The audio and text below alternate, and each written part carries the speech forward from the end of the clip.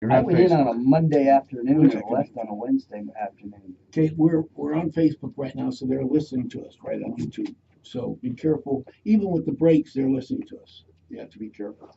All right. Good All show, mics are gentlemen. open. Yep, All thank you. cameras are on. Thank you, Mr. B. Yeah, I was gonna ask you, too, you're gonna comment on this statement by what's his name the other day on Stanford, you can elevation hear me about on the this, right? president? Yes, I can, sir. What statement was it? This kind of Just press the very big button crude on and it. rude comment by, was it Kimmel? Which button? The black one? Or the two? I'm not They're sure I'm both black. familiar with it. Oh. Did you? Which button? This one? No, the big one. The big one. Okay. And then talk. Okay. Okay, if you need to talk back. Will do. We would never talk back to you. I know that. Full of humor. You gonna play the guitar? I wish I could. I wish he could too. I could play the violin, believe it or not, the piano, That would be singing lessons. I wanted the guitar, and my mother gave me a violin. Gee. That's the harder of the two. Oh yeah, absolutely. I wanted to take the violin, and my mother said, "No, this is a passing phase." And she was right. And she probably was right, but I really wanted to play. Very. So Stanford, Yeah. I have your headphones up, even though they're covered down. Yeah. So you can hear Rhett's open through them. Okay. And then if you want to watch me, I'll just go like this and get you going. Will do. Didn't bring her water. Oh yeah. Where's Beverly bringing her water? Well, Beverly's traveling, so She's on a cruise. she's on a cruise. Yeah. Yeah, if you have cell phones, just put it on Yeah, silent they're or on vibrator or something. And when you My start hearing wife's stuff gonna be coming through the irritated at me headphones, because that I means did. they've given control back to me, and we're running ads. So just so you know. Okay.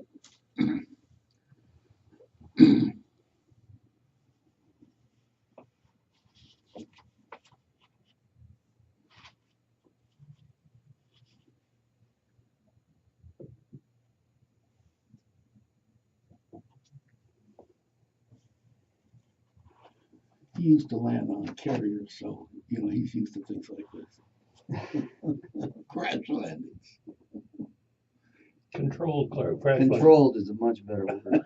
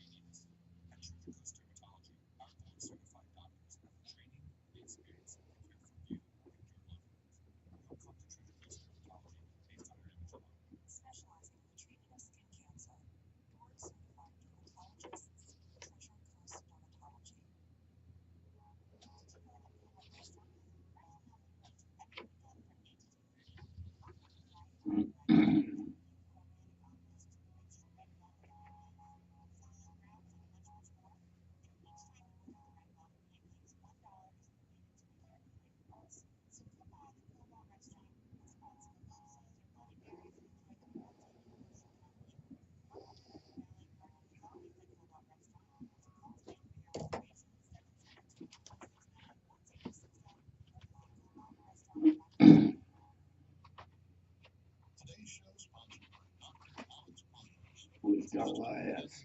Sure do. Pay the bills.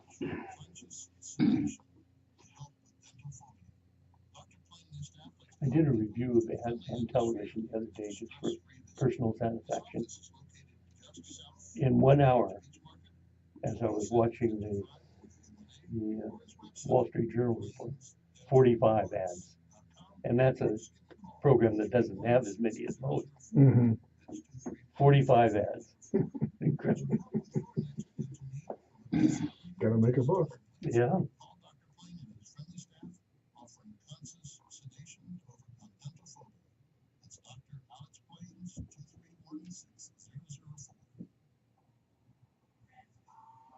Okay, stand by in the studio. Mics are going up.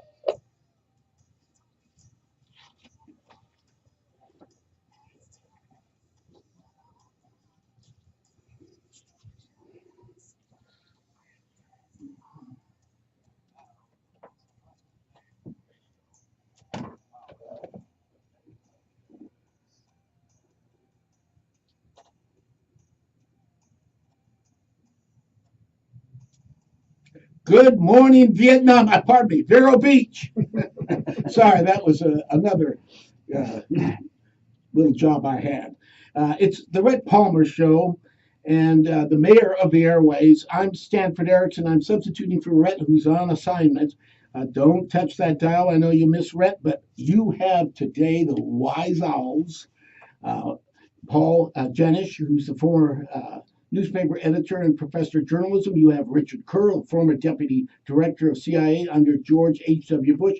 And myself, I'm a Wise Owl. I cover the White House. I was with covering presidents, reporter and to editor to owning something once in a while. And then we don't really have a facile owl here. We have a Wise Owl, but he's not really fossil. And that's Rear Admiral James Hart. He's with us today. Now let's start with Paul. Paul, just a little bit more on your background so they know who you are. I grew up in Chicago. I went to Georgetown University and Columbia University.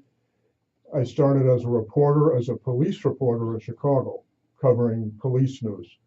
And then I went on to other reporting jobs, and I ended up as the top editor of 3 newspapers, the Louisville Courier-Journal, which was then one of the best in the country, and it's still pretty good.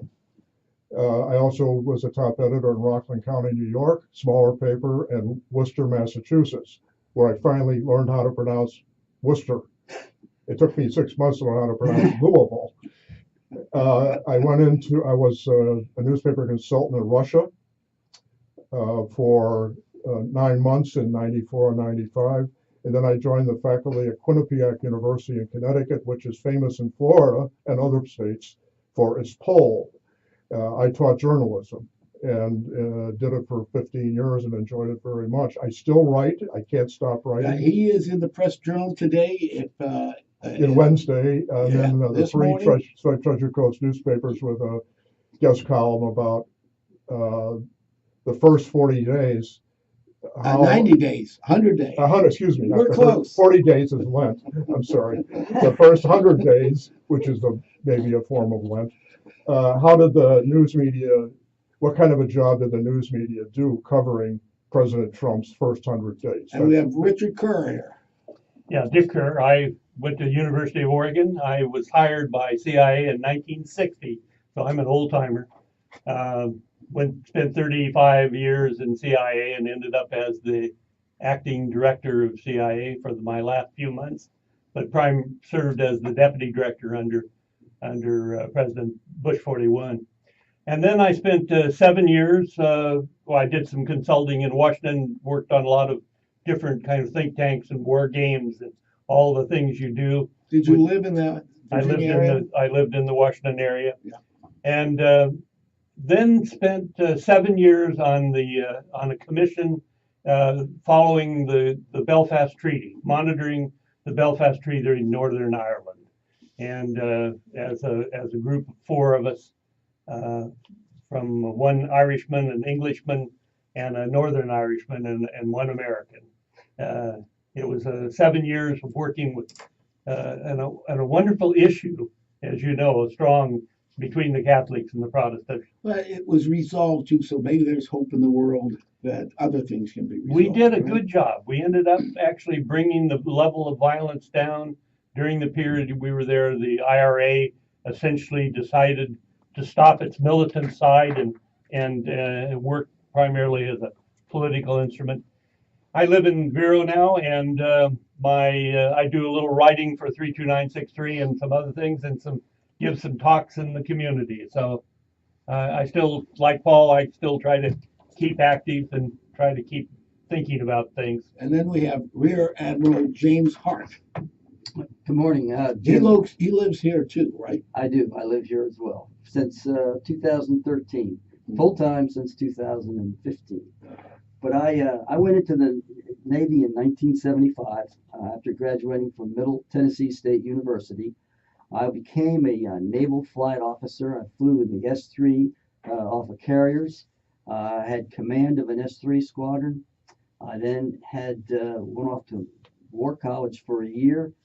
How is War College? It's very tough, isn't it? It's 3 semesters. It's pretty tough. Strategy, planning, joint operations, things like that. That's sort of, if you do well there, then you move up. Is that? And if you don't do well, you don't move up. Is that? Well, you have to be doing well to get in there. Yes. And normally there's good things that happen after you leave there. While I was there, I was selected to be an air wing commander. So I had 8 squadrons under my command. We were on the USS George Washington, it was Air Wing 17. I came back after I got done flying in 2000, I went to the Pentagon. I was there during 9/11, and then How was that? What was the experience at 9/11? The plane hit the front of the Pentagon. 125 people, I think, I were think it was killed. 134 people died that day. Yeah. I was located in the D ring, which is one ring in on the Pentagon from the outside ring. The plane obviously hit the E ring. I was right on the other side of that. I was almost at ground zero. I was just barely escaped there and got out of that building without being hurt. But our offices were destroyed. We didn't get to go back in there for a year. Did you?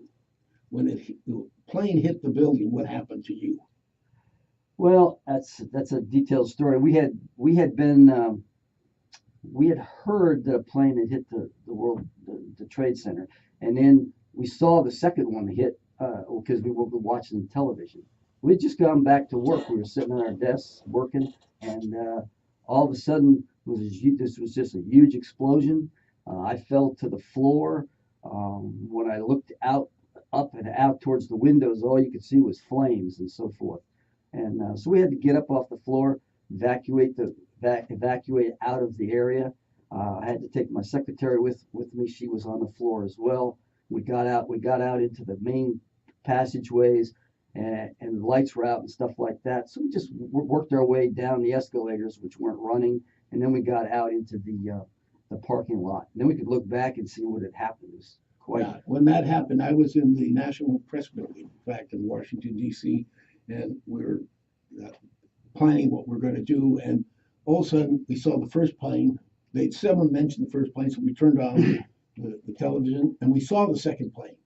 And I thought all these journalists would, want to do a story and be careful and everything. They all got up and went home. They went home. I could not. I said, where are these? They wanted to take care of their kids, make sure everything was okay. In the old days, they would have gone to the bar. I guess so. No, well, when I was in New York, there was an earthquake in San Francisco, and the Port of Oakland is very important. So I called our journalist to cover the Port of Oakland. I said, "It's an earthquake. Be sure to see what's that." He said, "I'm afraid to go out." I said, "What?" He said, "I'm afraid to go out." So I called a freelancer. I said, "Please get over." He did it. He did a great story. Everybody responds differently. I always see a crisis as something you can do. I love crisis because I can handle crisis for some reason. And Dick, you said this one time where you talked, crisis doesn't bother me. It permits me to sort of shine because I don't shine so much unless there's a crisis. I agree. I mean, I always found probably too much so. I always enjoyed crises, Yeah. and that's probably a bad sign. But it was exciting, and it was a period when you really could do things and make a difference. Yes. It's really interesting that you bring that up because when I was standing out in the parking lot watching the Pentagon burn, I was amazed at the amount of FBI and DEA, all these people who were in office buildings in Crystal City around the Pentagon came flying out with weapons. I mean, they were first responders. They were right there. The firemen. It was amazing to see all those people rush to help what was going on at Well, the Paul, in Pentagon. the newsroom, I mean, Well, I you have have the a- front page and you determine what it is, and then it starts changing, right? Tear up the front page. But I have two quick anecdotes about 9/11. One is I saw the smoke coming out of the first tower. Yes. I was on the beach in Rowayton, Connecticut, 35 miles north of Manhattan, taking my morning walk, and we could see the tips of the twin towers from my beach if it was a clear day, which it was. And I saw smoke coming out of one of the towers, and went home and turned. My wife was already watching the TV, and she said a plane has hit one of the towers, and apparently it was some kind of an accident. Well, of course, in the next few minutes, we learned that it was not an accident. We saw the second tower get hit. So I actually saw the first tower smoking minutes after the impact. The second anecdote has to do with what you were just talking about, and Dick, about when crisis occurs. I was to teach that afternoon, and two classes at Quinnipiac, which was 40 minutes away. I called the campus, and they knew what had happened by now. And I said, "Our class is going on as usual." "Oh yes." And I said, "Tell if anybody asks, I'll be there, and I will conduct my two classes as usual, two classes in journalism." And I went, and many of my students were from the New York area, Long Island and North Jersey. And I was wondering if any of them had any friends or relatives who were in the towers. Well, both classes were fully in attendance, except one student was missing. And I didn't know why, but we spent the class time, we went into the studio, we actually watched the coverage on TV just to see. I wanted the students to see how this was done. The next time we met, I took the one student who was missing aside, and I said, you weren't here, and I was surprised. He said, "I was so depressed." And I said, "Oh, I'm sorry. Did you have a friend or a relative who was a victim?" No, it was just such a terrible event." And I said, "Okay, all is forgiven, but I'm going to talk to the class about something, and I'm not going to name you, but I want you to pay attention." "Okay, Professor, I will." And this is what I told the two classes. I said, when something bad happens, most people run away or run home, and that's appropriate. But I said, some people go to where the disaster is: fire, police, medical, and journalists. So I want you to keep this in mind, that if you're in a situation like this and you're a journalist or some other career where you're supposed to help people, when there's a disaster, you go to the disaster. You don't run away from it. And they all paid attention. They all nodded their heads. That's how it should be, and I think all of us here have done that. You know, in a newsroom, you for a morning newspaper at about 10 o'clock, you get together and you have all the departments come with what story should be on the front page, because Right. they all want to be on the front page. And so I listen, and I had a photographer, art director, and he had the best news judgment of everybody. It's amazing in journalism, 80% of all journalists, Paul might disagree with it, they wouldn't see a news story if it hit them in the face like a wet fish. Like 80%. But if you point them, they could do the story.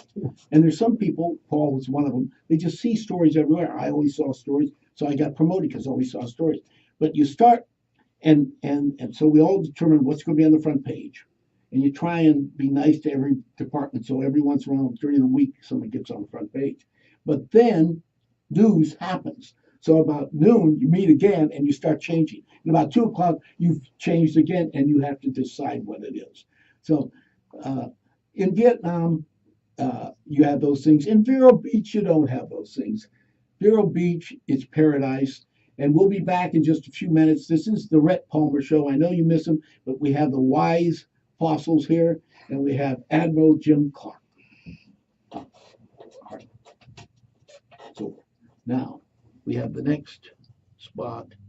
Good job, and then we'll come back to you, and there'll be about 3 or 4 minutes of up to news. Okay, now I'll go into the first question, if you don't mind. You know, it's interesting because every organization has crises, you know, and where people are all worried about what's going to happen to them. And CIA was always like that. Every new administration, everybody pull their hair out. What are we going to do? Are they going to like us? Are we going to have any access? Is the president going to care? My reaction was, in chaos, there's opportunity. There's always chaos, isn't there? And chaos means there is opportunity. There Sure. are things that can be done Right. that you can't do ordinarily. You're needed. Yeah. Yeah, I respond well to chaos. And Some most- people don't like it. I It's know. frightening. Yeah, most people don't like it. Yeah. Most And for people- good reason. Yeah, most people don't like it, but being a poor boy, I need the chaos to get ahead. Because the establishment people, they're already ahead, you know? When I was in command, my blood pressure was lower than when I worked at Isn't a that- staff job. Oh, I'm you gotta sure bring that's that up. true. And it's just weird, but You that's gotta just, bring that up. Yeah, I'm sure that's true. Uh, Later I on, when hated it's that job. appropriate. Yeah.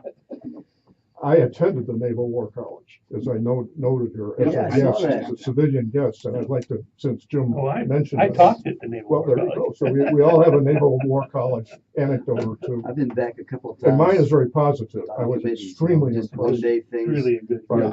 the content and by the Yeah, participants. learned a lot.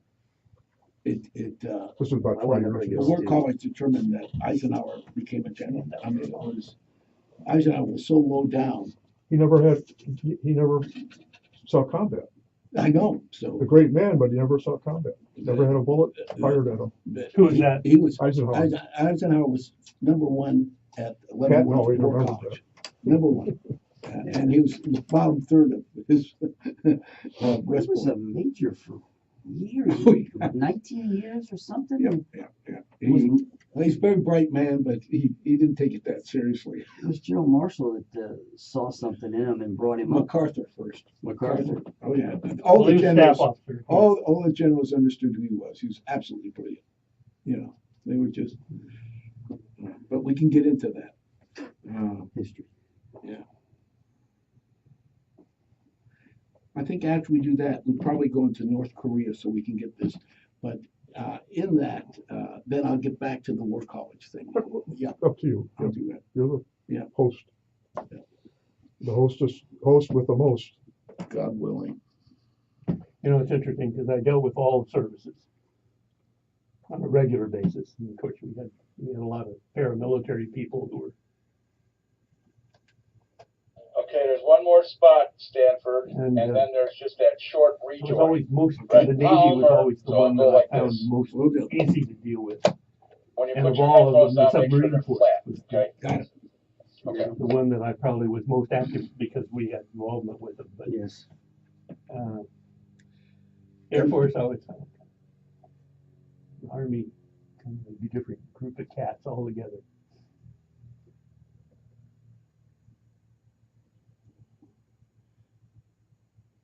We had quite a few admirals at the agency, actually. Stansfield Turner, Yes. who was not one of our favorite people. Yeah. He was at War College, maybe when. Let go.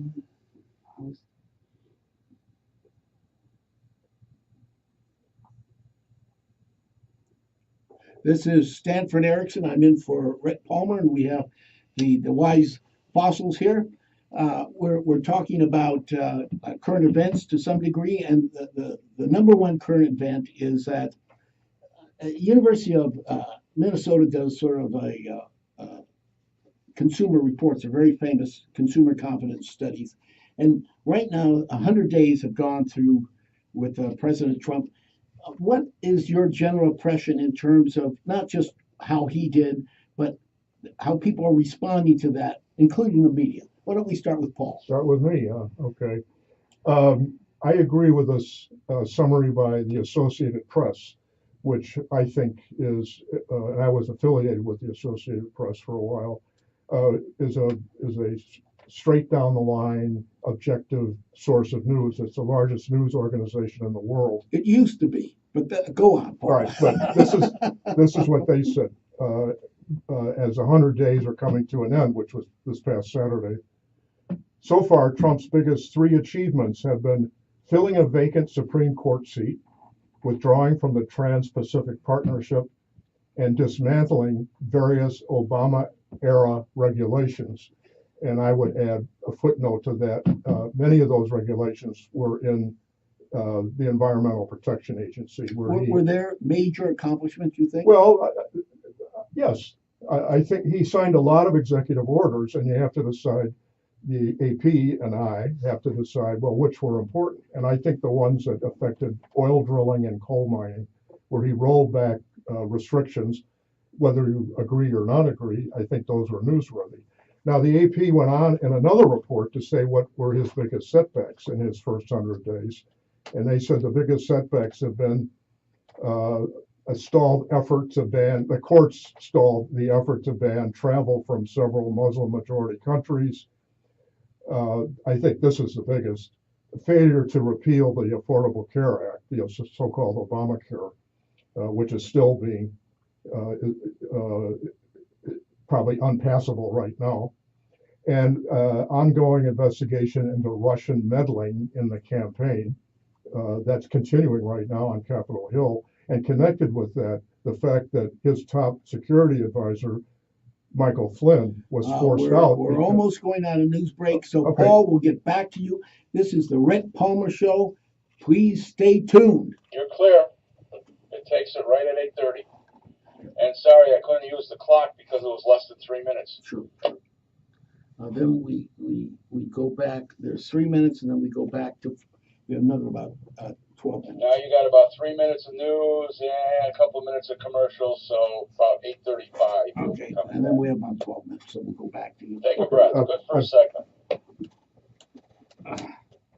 One more sentence. Yeah. And then you can all Okay, sure. jump on me. No, I'm not going to jump on you. I'm just going to restate what you said and reorder what you said. That's all. Well, in Hamlet, the scholars that talk about Hamlet all say, without Claudius, you would never have a great Hamlet. So we need Claudius, Well, I agree with what you said, but I just don't think that's the order. Oh, all right. Okay. Okay. I mean, I agree with You can have what you your own. said. I think those I are just read. factual. Just read the copy. Yeah, those are. I just think that there's far more important things. Well, good, and bring them up. So so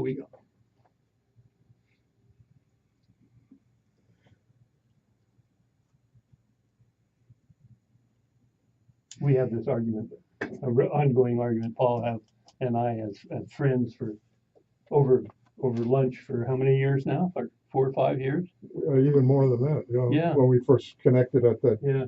old Vero Vero organizing Man, committee meeting. This is on YouTube, so you can go home and go on the Rhett Palmer Facebook, and you'll see our whole show. You can watch it.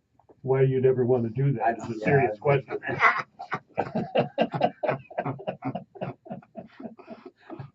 I've tried at times, but Would you? after a while you get bored because I've already seen it. Yeah. My attention span isn't very good. No, I would. Oh.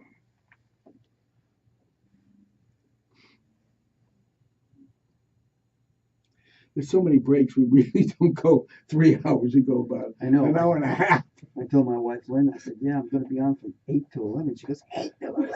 I was like, well, just once before, there's like a lot of breaks in there. A lot of breaks in there. A total of 15 minutes. I was hoping you were going to tell the story about your Mary, that she went back and got her first. Oh, I know you're too nice. I was just going to mention that That is 9/11 and keep He gets going. knocked down. Mary, his assistant, gets knocked down. Yeah. He picks her up. They start walking back, and she jerks out and goes get her purse. Yeah. There's fire going. A matter of what's important. That's right. Your purse is important. Yeah. Well, I can sympathize Oh, with that. I've seen it. Go back and get my glasses. Yeah, no, I've seen it. I've absolutely seen it. We had guys leave their wallets and keys and their Oh. desk and all kinds of stuff. It was, When the World Trade Center, the first bombing, I was on designated to go back and get everything. And people had their purses, they had sandwiches, because it happened at 12:05. uh-huh. And so I went and gathered everything with someone else. Did you have an office in? Yeah, we had an office. In the Journal Trade of Commerce was in the World Trade Center, Building 2, 27th floor. We were there for 9 years. Yeah, or I was there for 9 years. It We continued. lost a neighbor. Typical. He was up and coming young business guy with a large firm that suffered a lot of losses, and he was in the second tower. And when the first tower was hit, they were told to stay at their desks, and he called home on his cell phone. Many stories like this, and he told his wife he was going to try to get out, and they've never found a trace of him. The second building got hit. We had a memorial service on the beach.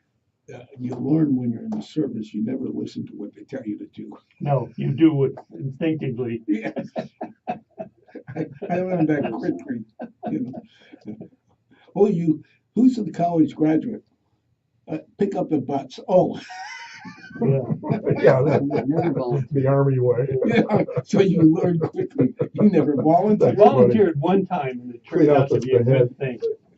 When I was in the Army, I volunteered for something. They were about to put me in tanks and send me to Korea. At 6 foot, nearly 6'3", sitting in a tank, I could just not You're see. not gonna be very I could not see myself in the tank. Yeah. And they said, "Does anybody here know how to type?" And I said, "You got it." And I left and went to division We headquarters. talk No, about it's this at some right. point. Sure, Space sure. Coast on a Sure. flight. Sure, we'll do. We'll do. That's a good story. About what? This, I'm wearing this shirt to remind me, I'm a board member of the Space Coast Honor Flight. Okay, you're in the open, stand by in studio, mics are up. Okay. You gotta sit down. Yeah. Okay. Talk to that. Okay, that's fine. Talk down. Okay. My knee's better straight.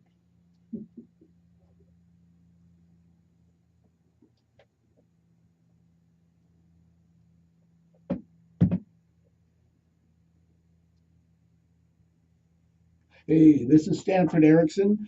That's Rhett Palmer Show. He is on assignment right now, and we have the wise fossils here. We're talking about the first 100 days of the Trump administration, not just what he's accomplished, but the effect that it's had on the country and on the media. And Paul has just one more thing to say on that, and then we'll go to Richard Curl. Well, I know not everybody in the room here is going to agree with me. In fact, I don't expect anybody to, but I think the news media did a pretty good job covering his accomplishments, the president's accomplishments, and covering the setbacks. And I'll just add this. He has said repeatedly, and conservative commentators who support him have said, that the coverage was too negative. And we may talk about that later this morning. I think they just covered, the media covered the news. And a lot of the news was negative, but that doesn't mean you shouldn't cover it. It means you should cover it, negative or positive. Richard, this is former Deputy Director of the CIA, Richard Kerr. I would say the things I'm most impressed with, and probably it's because of my background, I'm interested in foreign policy and foreign policy issues. I think he's placed the United States again as a leader in the world. And I think he's laid down a set of systematically with both the Russians and China and the Koreans, a set of marks and actions that say, I'm to be, the United States is to be reckoned with. And we are no longer a passive player. We're going to take a leadership role. I think the United States, whether it likes it or not, is going to be a leader in this world. It's just nearly by definition we are. Why do you think President Obama really shied away from that or didn't like that? He didn't seem to want to be the leader. No, I think to the contrary. I think he believed, I think he believed that the United States was pushy and aggressive and it was its actions historically and its role in the world had been negative. That it generally had a negative impact. It did things that it shouldn't have done. It was far more aggressive than it should have been, and took actions when it shouldn't have. So I think he did not want to be the world leader. He did not want to be kind of singled out as the country responsible for settling problems. And the simple fact is that we're the only country that can do that. Between our military forces and particularly the Navy and the ability to move forces around, we're the only people that can apply power where it needs to be applied in situations where somebody needs to do something. And you can say, well, we don't want to be an interventionist. And I agree. I'm not a person that wants to go and try to change every country and make them look like America, because I think that's a foolish objective. But whether you like it or not, we are going to be called upon to do things. What do you think about the media, how it's responded to? I think it always has the negative, no matter what it does. Every headline starts out, Trump makes a mistake, Trump does this. And there are some mistakes in that. But it's always how you approach that problem. I can turn around nearly every one of those and make them sound more positive. And they very seldom ever try to do a positive story. Why is that? Why do you think that is? Because they don't like him and they don't want him to succeed.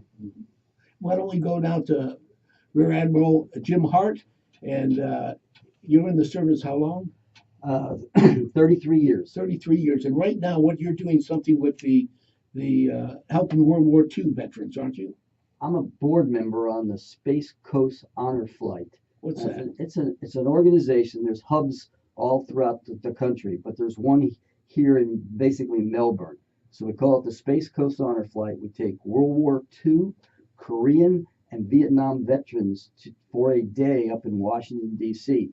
to be honored and to be able to see the memorials that have been created for those veterans. So since 2011, we've taken 1,075 veterans to Washington. Is it an all-day affair? Or what? Yeah, it starts out very early in the morning, and you don't get home till almost midnight because we have to use transportation through Orlando and BWI to get the veterans up Well, there. a lot of these have problems walking, and right. It's what we do is each veteran has a guardian, someone that goes with them, normally a family member, a friend, or a volunteer if need be. We have a doctor and a medic as part of the staff. There's 6 people on the staff that go on each flight, and there's 25 veterans, 25 guardians. We have a wheelchair for each and every one of these folks. And in the screening process, we take everybody, but we go through a screening process so we know what medicine, if they need oxygen or not, whether they can walk or not. And the buses we use have the ability, you can just wheel a wheelchair up and take it right up into the bus. So it's a great opportunity. Can normal people get involved in this program? Absolutely. We've got probably 250 volunteers that work. We use the Wickham Senior Center in Melbourne as our place for orientation, for flight day prep and departure, and then we do a reunion a couple of days afterwards. About 2 weeks afterwards, actually. The interesting thing that's grown out of this is the veterans wanted to keep meeting with each other.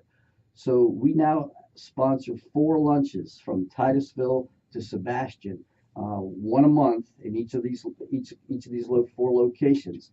And the veterans come in April. We had 541 veterans show up across these 4 lunches. Well, that's a wonderful thing because I'm a veteran and I was never in combat. Most of my friends were, and they don't like to talk about it. So it's a good. You find that a lot of these people have never talked about what they did in World War II, particularly, and they open up with their families afterwards, and they talk quite a bit. They also talk a lot amongst themselves at these luncheons. It's a very rewarding way to spend your time, volunteer to give back. Now, getting back to Mr. Trump, the first 100 days, how do you think what he's done, and how do you think the world's reacted to it? How do you think the our country's reacted to the media. I personally, I think that we overplay the first 100 days. He's tried a lot of very aggressive things, like the health care bill, and now he's trying to work on taxes and all these things. It's going to take a while, and in our government, it's a sloppy, iterative process. And I'm not surprised that the Republicans failed by trying to put a bill together themselves. This has got to have some bipartisan buy-in, and I'm sure it will if they ever get it up to the Senate. But I give him credit in foreign policy, like Dick talks about. I think he has put us back in a leadership position. I also give him credit for the cabinet and the senior officers that he's selecting across the government. I think one of the most important things a president does is probably pick the top 100 leaders of our federal government. Have you interacted with some of the military people that he selected? I know General Mattis. When I was Mad Dog Mattis. I never. Except he's not a mad dog, is he? No, He's a I very never- calm guy. Well, they called him the monk too, right? Well, when I was the commander of a joint task force in Africa for a year, out in East Africa, in a place called Djibouti, and I had about 2,200 people with me, and some of them were Marines. And General Mattis was the commander for the Marines for that part of the world, for Central Command, for Asia, Middle East. So he used to come visit.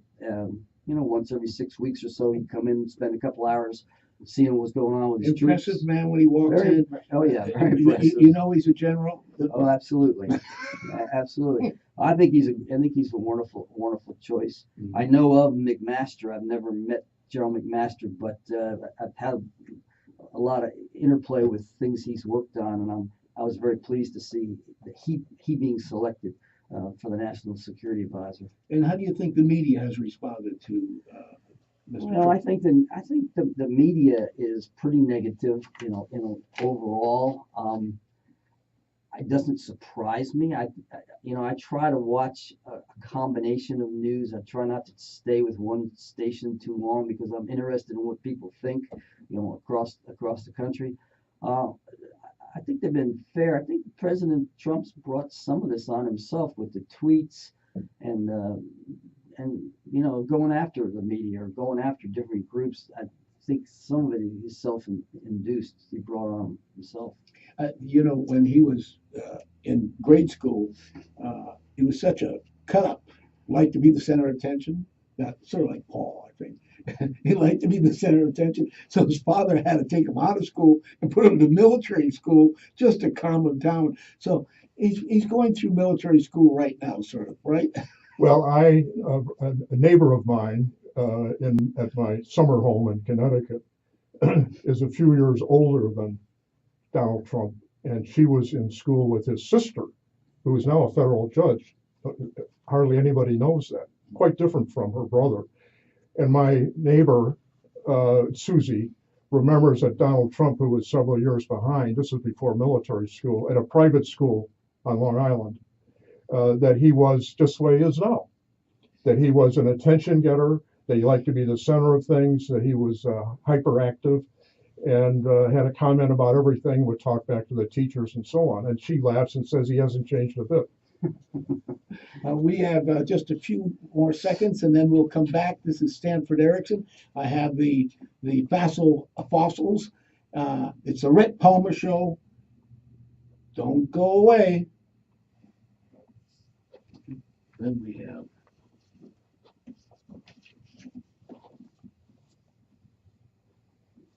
Let's see, how long is this break?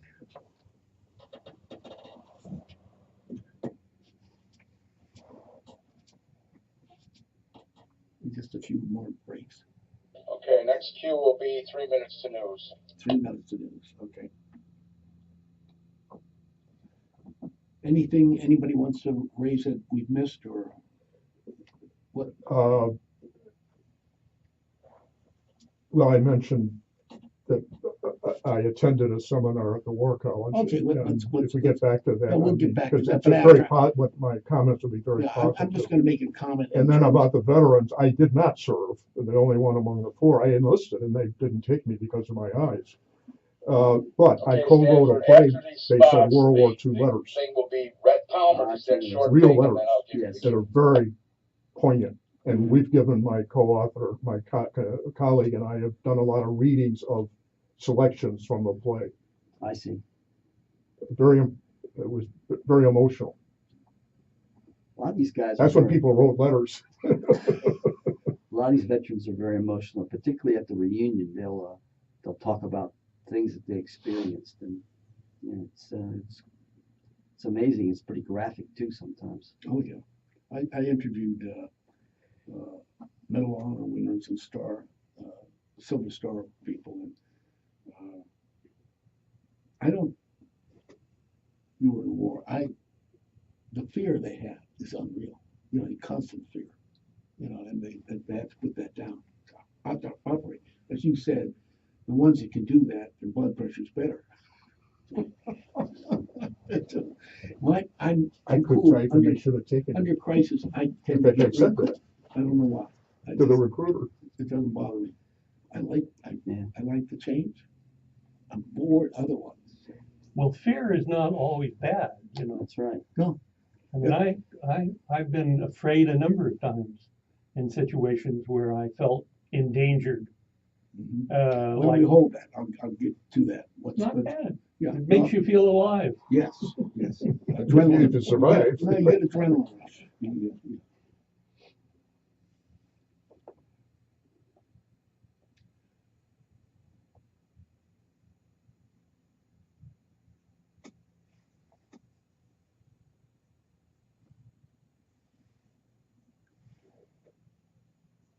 He puts when we go out, he doesn't show when we get back in. So. Trump gives the press a lot of access. Well, he loves to be the center I of mean, a attention. lot more than other I presidents. know. He loves to be the center of You know, attention. he badmouths them all the time, but he gives them all kinds of access. Yeah. Yes. You know, he wants the teacher to notice him. He certainly dominates the news.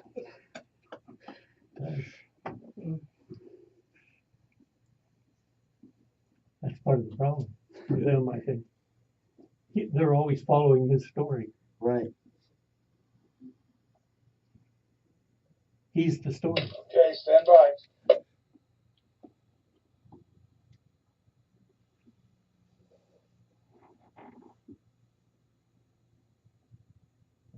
Where is Rhett? Well, Rhett's on assignment. This is Stanford Erickson. We have the wise fossils here, and we're talking about the first 100 days. And let me just make a comment. I wrote a book called Mama's Boys Presidents, Why Do We Keep Electing Them? And I went through all 44 presidents in terms of trying to determine their management style.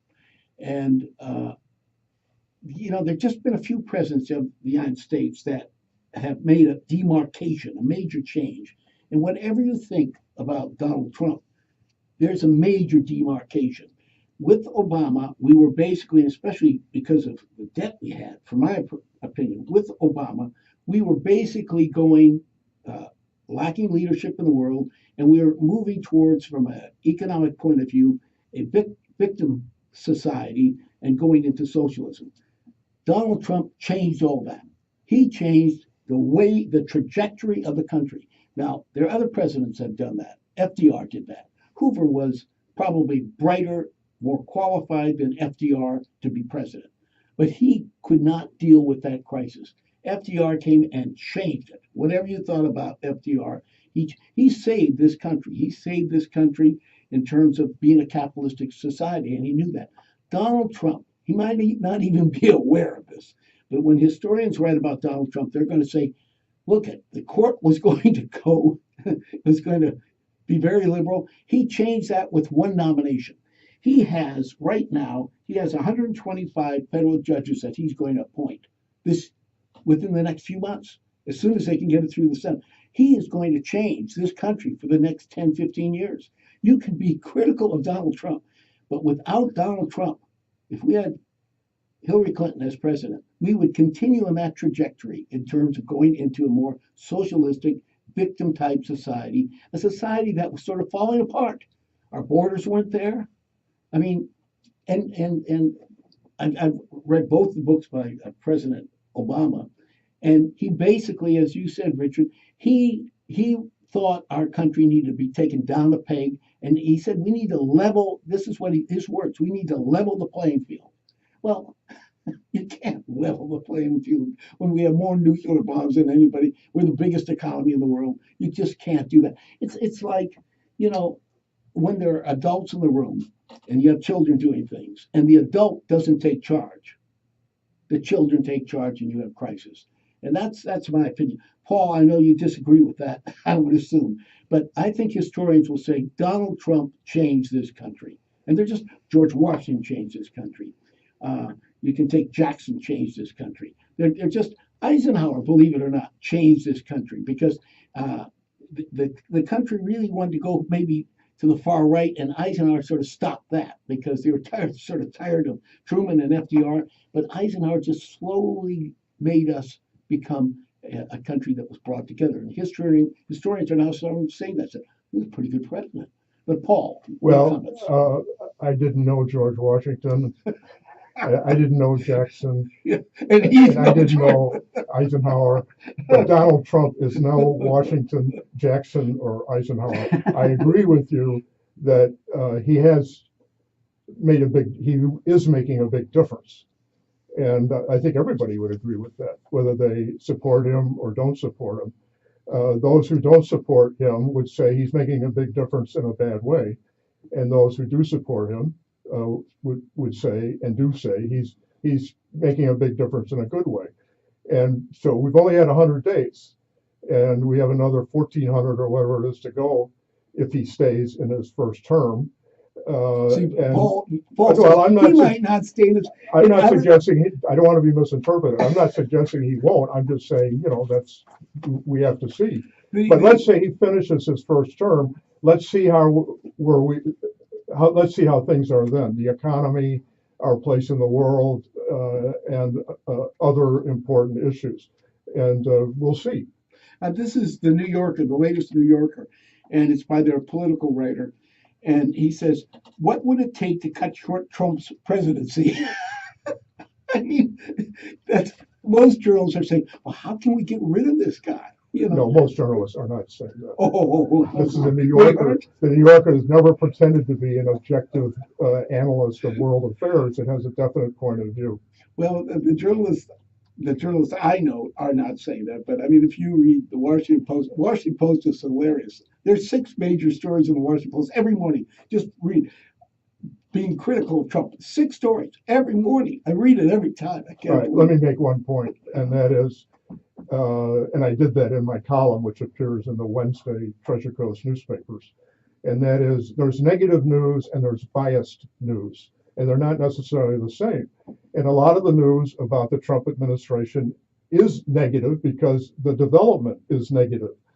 That doesn't mean the coverage is biased or anti-Trump. It just means that the news media are reporting what's happening. And let's not confuse the two terms. I just find that absolutely wrong. You can take a story and write it positively or negatively and using the same facts. So this idea that somehow they're just reporting the facts, that's bizarre. I mean, if you read them carefully, they're carefully chosen to reflect badly on the president, and the press does that systematically and carefully, and nearly all the major media does it, and it is not just by accident. Does Fox do that? Occasionally, not very often. I remember I'm watching when Trump's winning, and Wolf Blitzer's there with John King, and John King is showing Pennsylvania, and he's showing, well, I think Trump's going to win this, and Wolf Blitzer says, well, what about this county? Check on that. Oh, no, he's winning that. Well, what about this one? Oh, yeah, he's winning that. I think and you could see Wolf Blitzer's just sort of falling apart. Well, I saw that too, and he was surprised, no question about it. Surprised. I don't think he was distressed. Oh, yeah. Oh, They were struggling. I think bias is often in the eye of the beholder. And we saw the same thing, which is interesting. And you thought that John King, who's It's is spectacular. an alum of the Associated Press, incidentally. He's a very good journalist. You thought he was distressed. No. John King was absolutely excellent. Oh, okay. He was as Wolf Blitzer. John King was just doing the facts. Yeah, that's my Wolf, point. yes, and Wolf Blitzer was going, well, what about Oh, this? Wolf. I'm It sorry. was Wolf that Yeah. was. Well, I'm not going to defend Wolf No, Blitzer. John King is a first-rate journalist, and Right. many journalists on every, but there are a few, especially the ones that get promoted are the ones. I've seen this in my career. The ones that get promoted are the ones that have the same mindset. You know, now that's true. You mean like Bob Woodward? Well, Bob Woodward is a very unique journalist, but he came out of naval intelligence, you know, and so he when he broke the Watergate, he had about a year and a half journalism. He had no journalism whatsoever. So that he did what he did.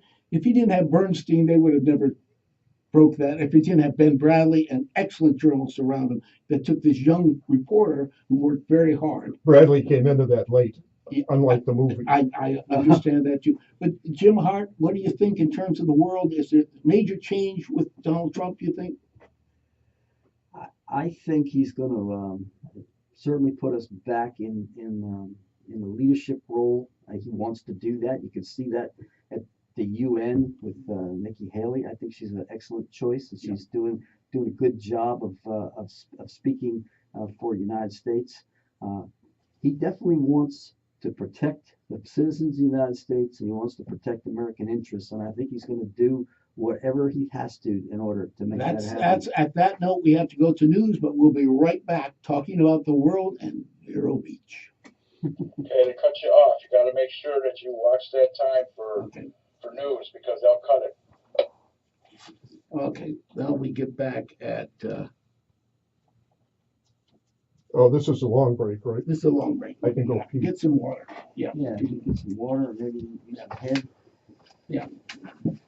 We'll go into Korea. About 9:08. 9:08. We'll come back. Yeah. Everybody's having fun? Oh yeah. Good. No, history rules. Whatever you think about Trump, he changed the trajectory. Oh, I agree. You know, and I personally, I mean, I've never really considered myself that much of a kind of strong political person, but when I was looking at the last election, I thought if Hillary won, we were in the process of a deteriorating nation. I did too. Simple as that. As simple as that. And I think a lot of people felt that way. Yeah. You know, I did too, and I voted for Values and economy, Yes. the whole. I mean, one thing after leadership. Yeah. So I think it was absolutely key, and I think you're absolutely right. Well, bring that up again. Because and it's morality too. I mean, you and I were raised that you have to do what's right. I mean, you don't know what's right often, but your intent is to do what's right. There are a lot of people. Right is relative. Well, he's also putting a lot of people on report. They're going to be afraid to. This foreign leaders are going to be afraid to do things. Yeah, let's get what I agree. And they're criticizing that he reaches out to people. He said, Yeah. "How do you do that? Well, you got to talk to people." But he's good at that. Absolutely. He's a good listener, surprisingly. Yeah.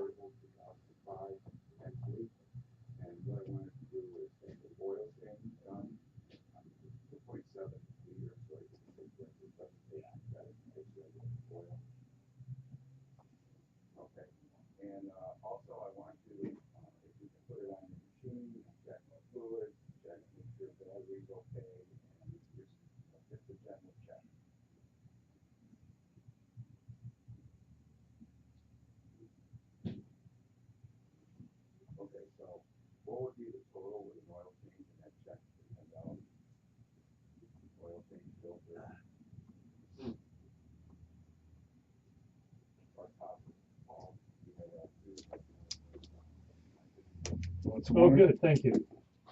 There you go. Yeah, that's very helpful. I need a little drink. Not sure water will do, but it'll have to. You're no longer drinking, right? Is that right? Last time I talked to you, I'm sorry? you're not drinking anymore. It was during Lent. I quit alcohol. I'm back moderately, a couple of glasses of wine. Yeah, well, that's what I But do. my You're not- doctor Yeah. said you gotta I don't think a lay couple. off. I wasn't I don't think a couple. I glasses wasn't of a wine. drunk, but I had a cocktail and I had wine with dinner and Yeah. often a beer at lunch. And she was distressed at the sugar. You can't. Every alcoholic drink has sugar in it.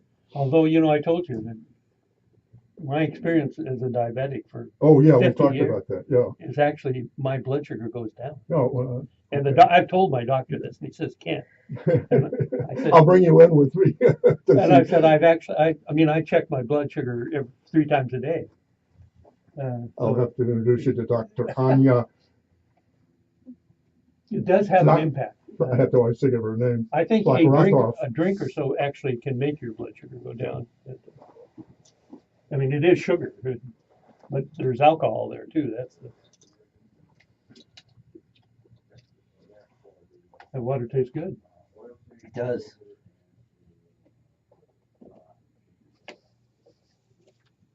Listening to is that our conductor out there talking about his car? I'm not sure. I'm going on a trip next week, and I've got to figure out whether I need to go in and have my car looked at and checked over. I think I will before I go. Not that they can do anything about it, but they can't prevent problems that easily. It's a new car, so it's not likely that. New cars in the last 10 years have really been reliable. They are incredible. I mean, it's great. And this idea, you don't have to change oil for incredible amounts of time. Yeah.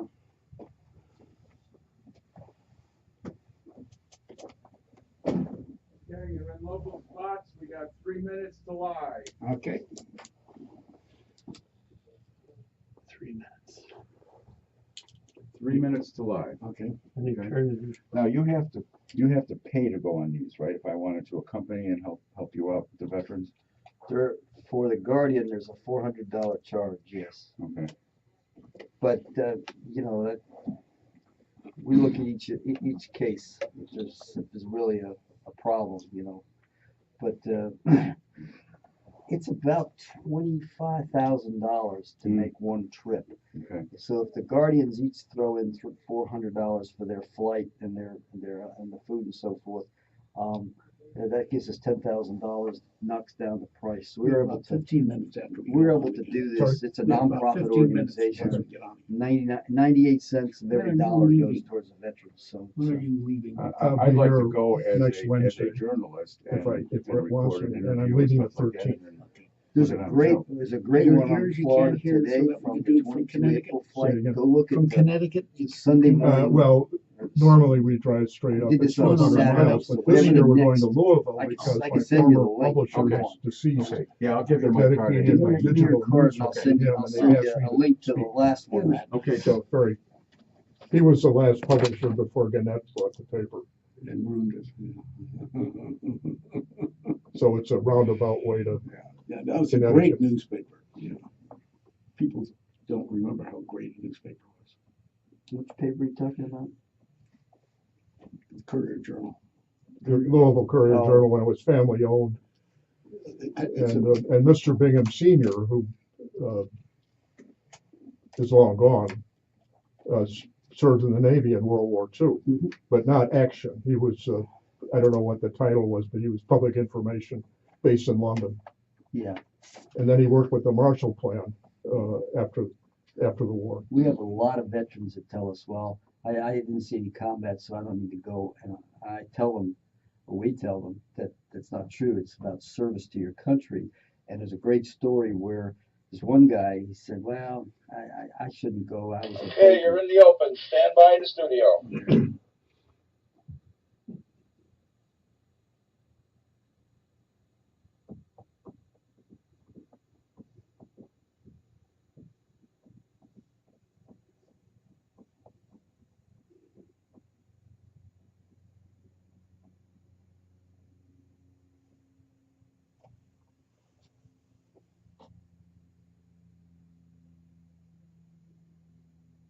Where is Rhett? Rhett's on assignment. This is Stanford Erickson. We are here with the fossils, the wise fossils, and Rear Admiral James Hart. We're talking about the effect, not just of Trump, but the world right now, and especially what's happening in Korea, but and the management style of President Trump in dealing with this. Rear Admiral Hart, what do you think we are? What's happening? How do you think the country's working and the world's responding to Mr. Trump? I think let's talk about North Korea. I mean, there's a situation that's been brewing through really the last three presidents.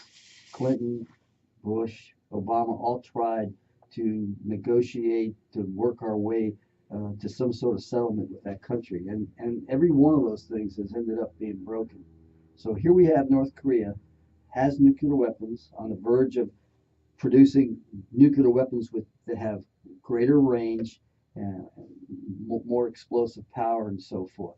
And I think that's a dangerous situation for the world. You think about it, we have mutual defense treaties with both Japan and Korea, where we're obligated by treaty with those countries to defend them and for them to defend us.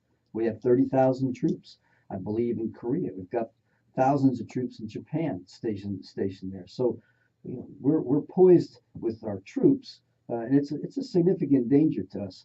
What will this madman do with these weapons? Will he use them? Will he sell them? Will he try to blackmail other countries with them?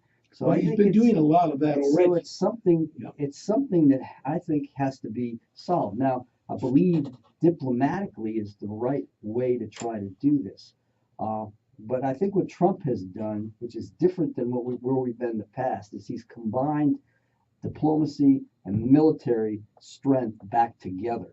So he's had talks with the president of China, and China's national interests are very much involved in this situation with North Korea.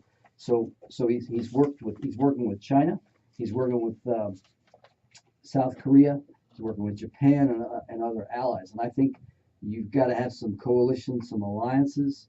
You've got to try diplomatically to bring this to some sort of a reasonable way to resolve it. But the military option has to be there, and it has to be there as leverage. And if we have to go down that route, we need to fully go down that route, not just use the military in a small way.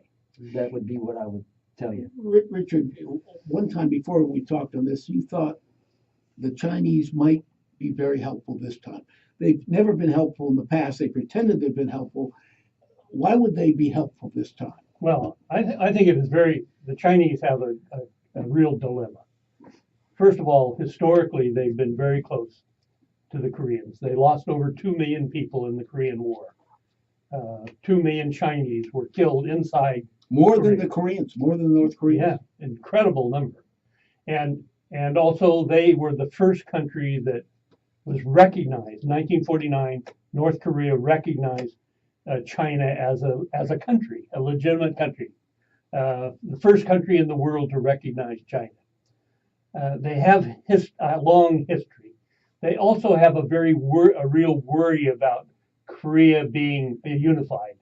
They would find a unified Korea, I think, a threat, particularly a unified Korea that was South Korea dominated, perhaps even had nuclear weapons or had an independent military. Well, the Koreans also, I was stationed in Korea for 15 months, and I married a Korean woman, and I have a son now in Seoul. They're not the fans. State Department. They're not fans of Japan either, because they believe that China or Japan. Yeah. They believe that Japan doesn't want a unified Korea either. Oh no, because it would be more dominant than Japan, right? Well, I'm sure. So the Chinese, though, they have a complicated problem that they face. They worry about North Korean flooding across the border in times of a war. They worry about a war spilling over into China. They worry about Russian intervention, and Chinese, I'm sure, would feel inclined to intervene in any internal conflict. If there was a major coup and serious unrest in North Korea right now, it's nearly impossible to imagine the Chinese not intervening. And that would be an interesting. So I think they're faced with a lot of different problems. So how do they how do they leverage the North Well, Koreans? 75%, I was reading, 75% of all the trade that North Korea has is with China. Oh, absolutely. That's their only, well, that and some technology that they sell. They sell to Pakistan, they sell worldwide, they sell things that we don't want sold, like nuclear What weapons. could they do? Would it be technology. trade, or how could they ameliorate the situation? How could they? Well, there are a couple ways. Look at the most extreme way would be they certainly have influence inside Korea. I mean, they have presence. If there's anybody that could replace the president of North Korea in a coup or lead a coup or cause a coup to happen, it's got to be the Chinese. They're the people there who would be most likely capable of doing that. And my guess is they're looking at that as an option. I mean, Chinese are not stupid, and they have several options. One, put economic pressure on them, which they probably feel is not going to have that much impact over the short term, at least, to change behavior. Economic sanctions don't change behavior very easily. They could try to replace. They must have a people inside the country that they're in contact with, and maybe they have a favorite successor. Maybe they have a group that they could cause to move against the current president. That's possible. Well, I would volunteer Paul Jenish because I mean he's for peace. And Well, he's we for have no people getting capacity along. to do that. I mean, we just don't have any inside capacity in North Korea to speak of. Well, Paul, you've been to China. The Four Chinese four people, times, yeah. yeah, the Chinese people have changed and evolved. I mean, that's 5,000 years. They are a dominant Yes, culture for a long time. they are the Middle Kingdom They are. still. Have they changed to the point where they maybe want to help the rest of the world? Well, they'll do what's in their interest, just like any country will. And if it's in their interest to be our enemy, they're not afraid to be our enemy, as during the Korean War. And I'm glad Dick brought that up. That's the only conflict I can think of where the United States exchanged gunfire with a communist nation. That we never did with the Soviet Union, as far as I can recall. But we had a tremendous clash with the Red Chinese during the Korean War. They see themselves as the Middle Kingdom, as the center of the world, the oldest continuous civilization on the planet, and everybody else is sort of a Johnny-come-lately. They want to be treated with respect, which I think we should. But that doesn't mean we should let them walk over us, but we should treat them with respect. And they expect that and they demand it. While we're on the subject of Korea and the United States. Before you leave that Yeah. comment on China too, that's probably important to consider.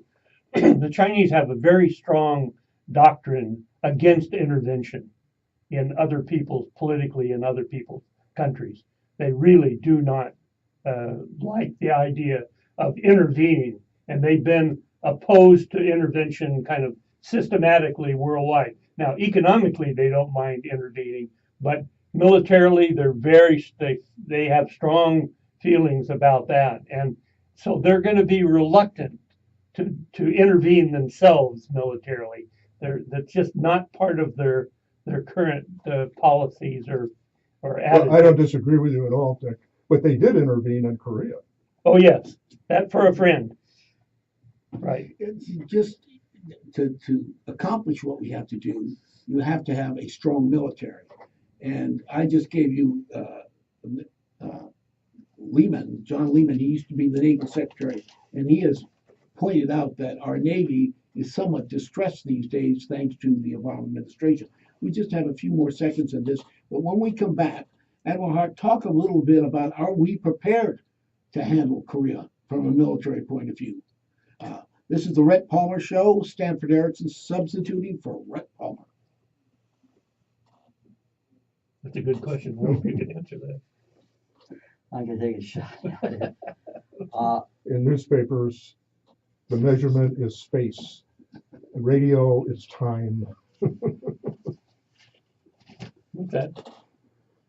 What were you saying? I'm sorry. Well, no, but I think it was great the way he stopped it right on the dot. Oh, yeah. Sure, That's try. a challenge. Sure.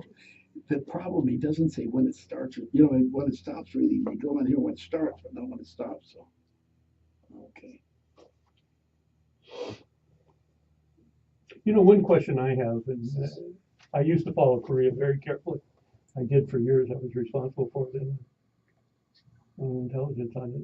Not that we had very good intelligence on it, but the question I've always had, and that is, how good is the North Korean military? We said, Yeah, well, the Iraqi military was tremendous. Iraqi military during the war with Iraq kind of faded away immediately. I just wonder, I don't know whether we know that, but its morale has to be horrible. I don't know. that's a good question. Korea, Pacific's not my strength. That's not where I spend a lot of time. But what I do read and see in the paper, then they have some people that are. I mean, they go in at 17, they stay in, they're trained into all kinds of different things. Now, They are. will they in fact? And are they really that well trained? Even the Russians, we found in Afghanistan where we had direct knowledge. The Russians, even the Spetsnaz forces, supposedly the best forces the Russians had.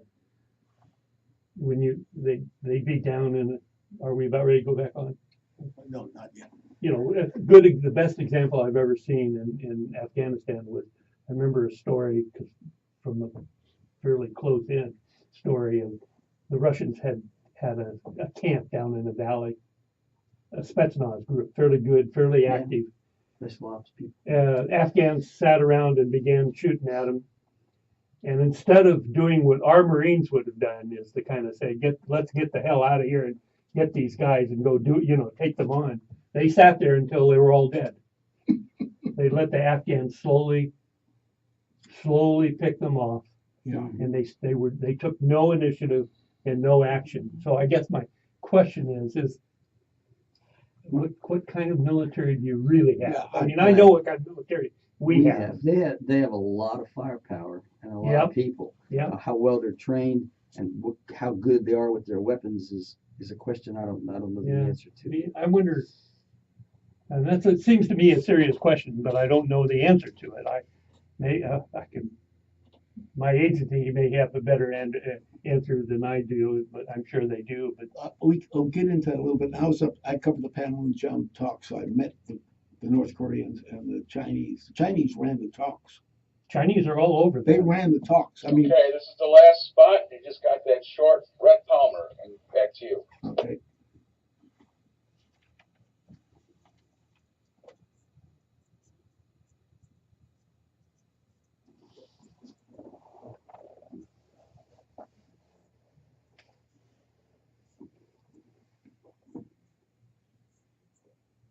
We go to 9:30, so we have about.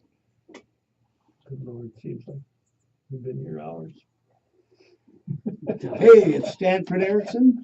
I'm in for Rhett Palmer, who's on assignment.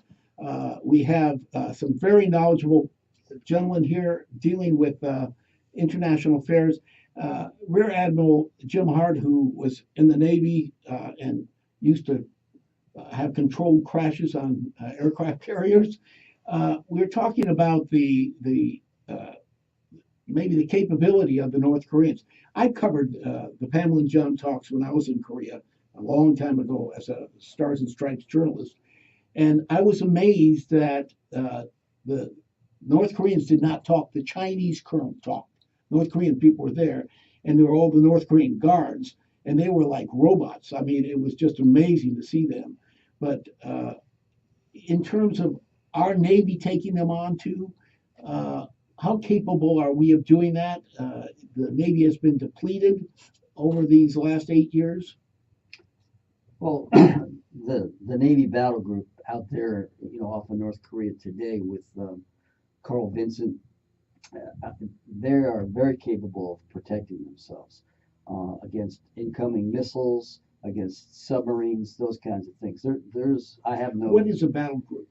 A battle group is today's today's battle group is an aircraft carrier, it's a cruiser, it's a couple of destroyers, 3 or maybe 4, a replenishment ship, and a submarine. That's normally what a battle group it looks like. It's commanded by normally a 2-star admiral, and the aircraft carrier will have probably 8 squadrons, 70 aircraft on board.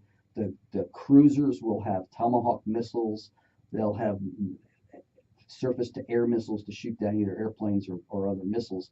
And all of this stuff is very capable, and it's tied together very well with the spy radar, the synthetic aperture radars that the ships have.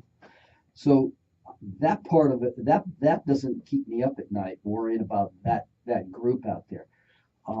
But today, if you think about the Navy, we have, I think, 274 ships. 95 or so are deployed at any one time. So you can see the turnaround. And when you go back and think about what we have been doing since 9/11, the constant rotation, I think we're wearing our people out. I'm glad to see that in this new budget that they just passed for the last part of the year, they're giving the military more money.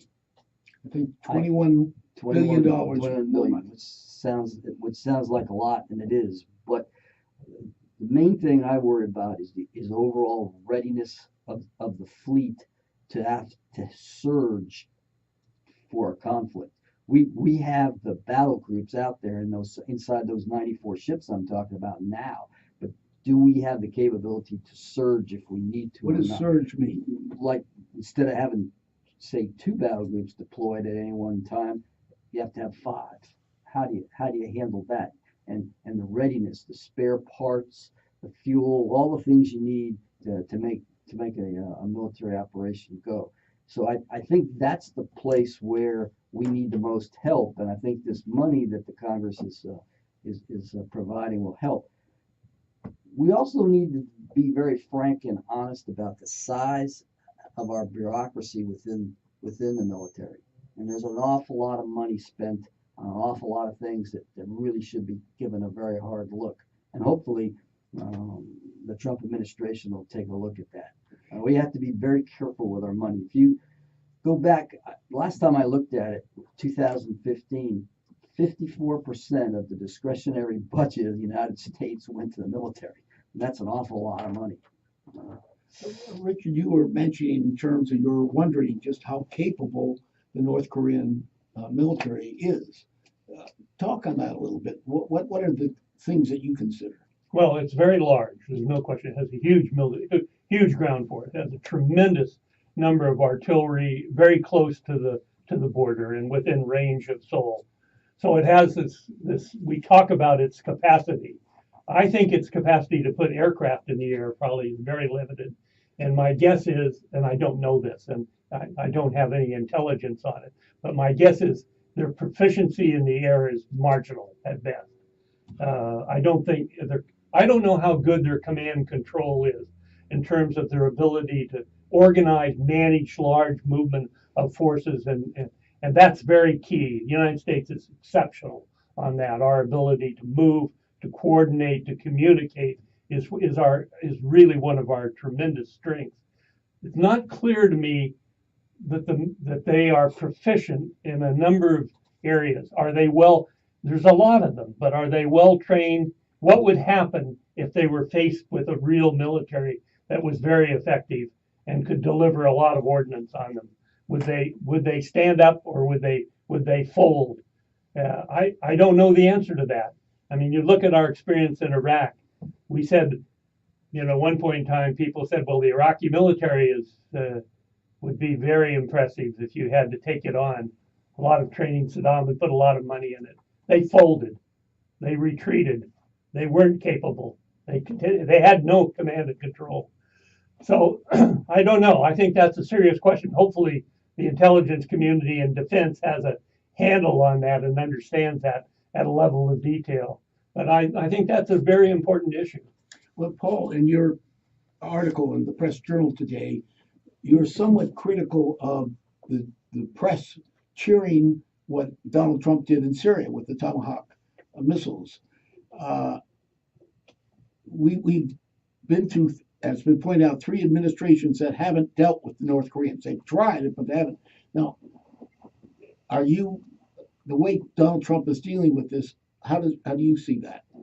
Well, I'm going to describe a major actor on the world stage right now. 4 qualities. Combative rhetoric, insulting enemies and friends. That's 1. Number 2, extremely sensitive to criticism. Number 3, closest advisors are members of his family. And number 4, has a strange haircut. Who have I described? And somebody could say Kim, the beloved leader of North Korea, and somebody could say President Trump, the beloved leader of the United States. I'm being facetious, but actually I'm trying to make a point that if these 2 leaders square off, I'm scared. Can I respond to Sure, that? sure. That's interesting, the 4 points that you made. I don't think there's a president that's been more aggressive in talking to foreign leaders in a shorter period of time than Trump. I mean, he has talked to them. He is very aggressive in talking to them and approaching them. So I mean, I think all of those are debatable points that you've made. We have about 8 seconds now, and then we'll come back. We're talking about the first 100 days of Donald Trump. We're talking about the world. They took it from you. You gotta Okay. watch that clock. Oh, it goes fast. No, it seems to me what you've just done is illustrate the very point about the press. I wasn't being an objective No, reporter, no, no, I'm being no. a commentator. No, that's what I mean, though. You illustrated in a very dramatic Well, way. I'm glad I served that Okay, you purpose. gotta watch that because Okay. they'll take it from you. Okay. I don't have control of that. They'll Yeah. just cut you off. Okay, now our next one is 9:47. But when we come back from news, you gotta have your headphones on.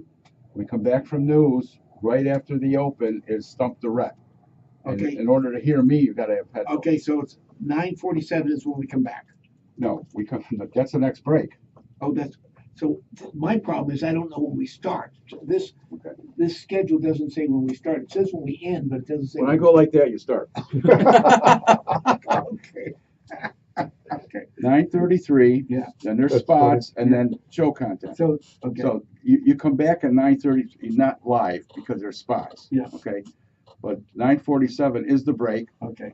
and then show content right after that, and then 9:50, 9:50, Okay. When are you going to do your? it's gonna the open is gonna play, and it's programmed in the computer to Stump the Rhett. Okay. You want to do it right after this. Right Okay. after when Okay. you won't get the high sign at the, but you got to have the headphones Okay. on because you're not going to be able to hear me.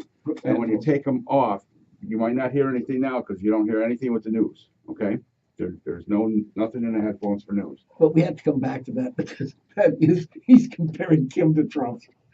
They're comparable. And the new hero's Trump voices hasn't out there, killed guys. everybody with 50 caliber machine guns yet. But that's his next stage. See, he God bless him, but he's so normal. It's how they think. I have a He's objective reporter hat and I have a commentator hat. I know. Oh no, you know how to be a reporter. I know that. But the mindset is what I'm saying. The mindset, because he taught them too. At least we have minds. Ooh.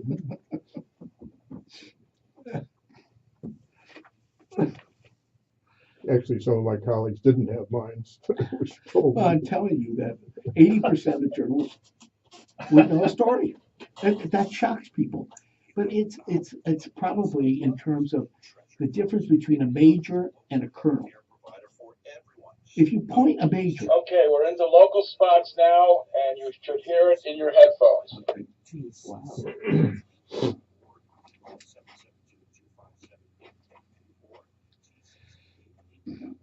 Can we turn the volume down?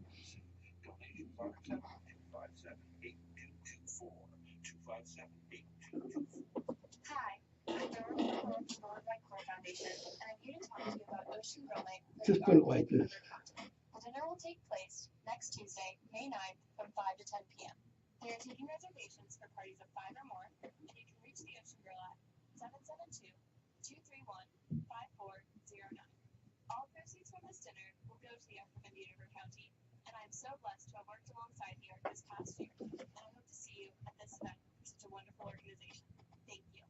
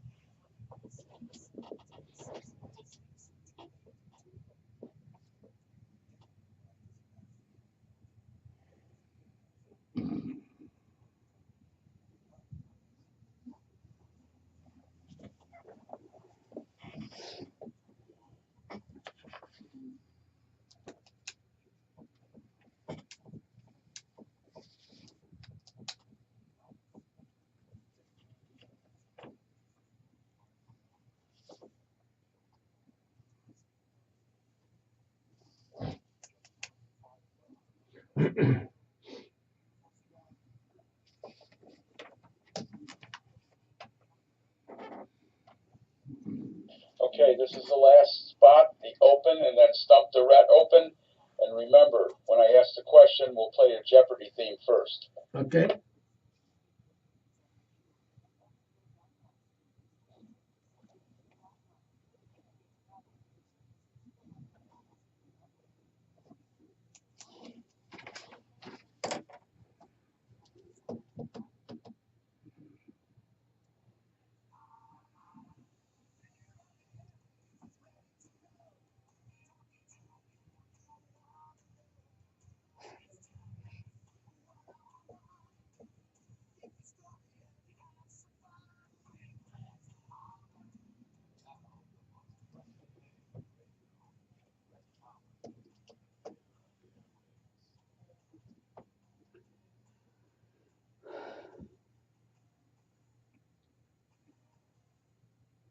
It's time for Stump the Rhett.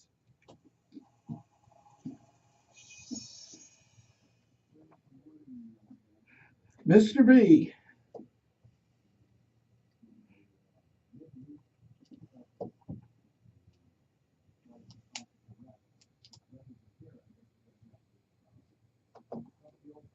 Yeah. The fossil fossils.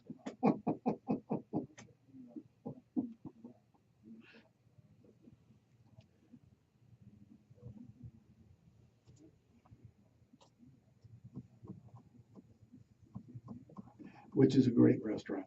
Mhm.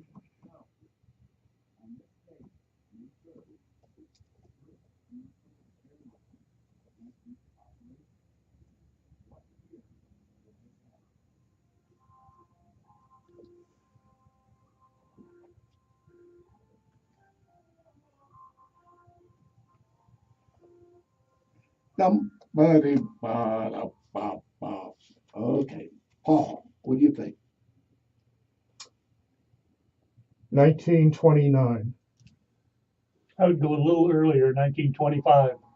1925, says Richard. No, this is Richard. Richard's going to say. Okay, we had Admiral. All right. Oh.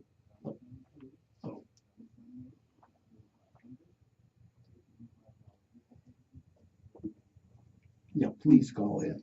What's the phone number again? Say it one more time.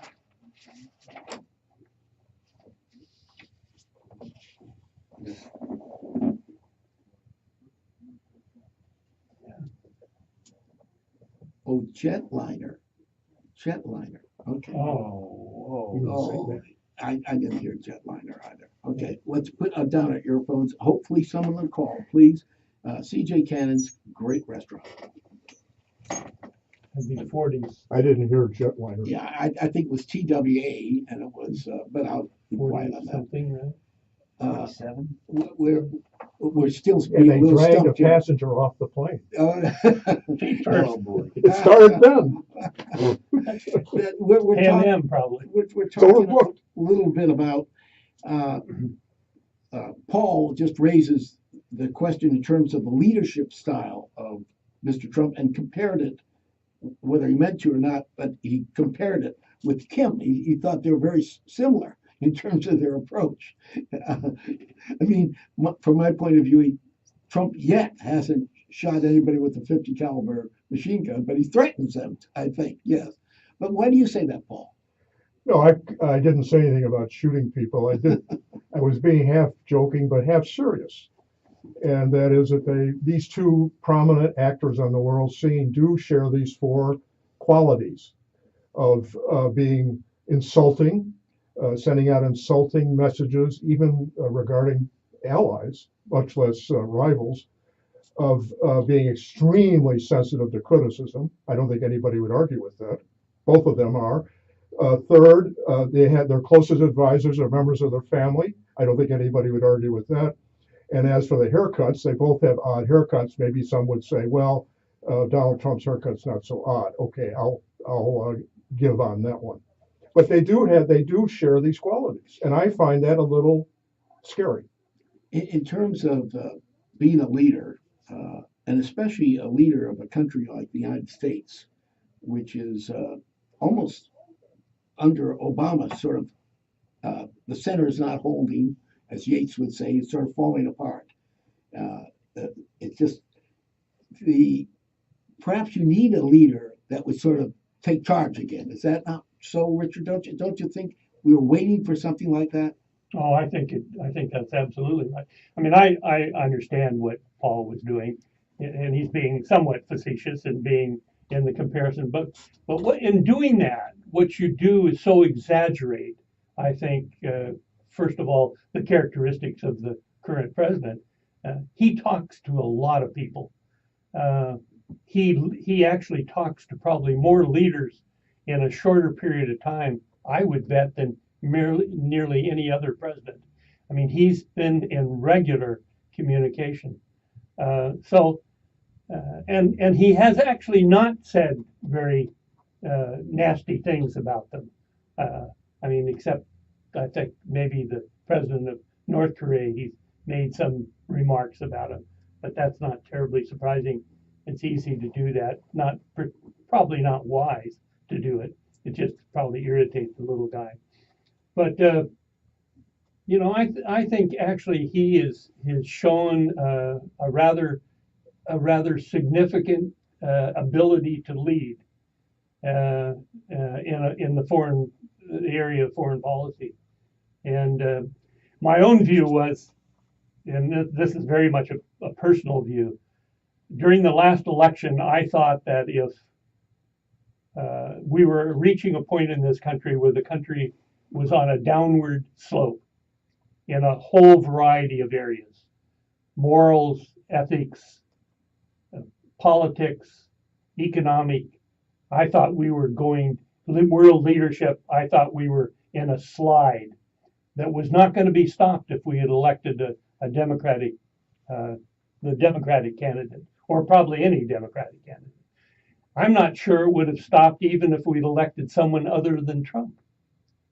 I think many of the other Republican candidates, although I like some of them, I think they would have continued to some degree the same kind of policies, but not the dramatically different policies that Trump is initiating and is going to initiate. And I think it's going to change the trajectory of the country for the better. Admiral Hart, you've been trained in leadership. I mean, that's what the military is. And, different situations require different types of leadership. When you're in combat, you need one kind of leader.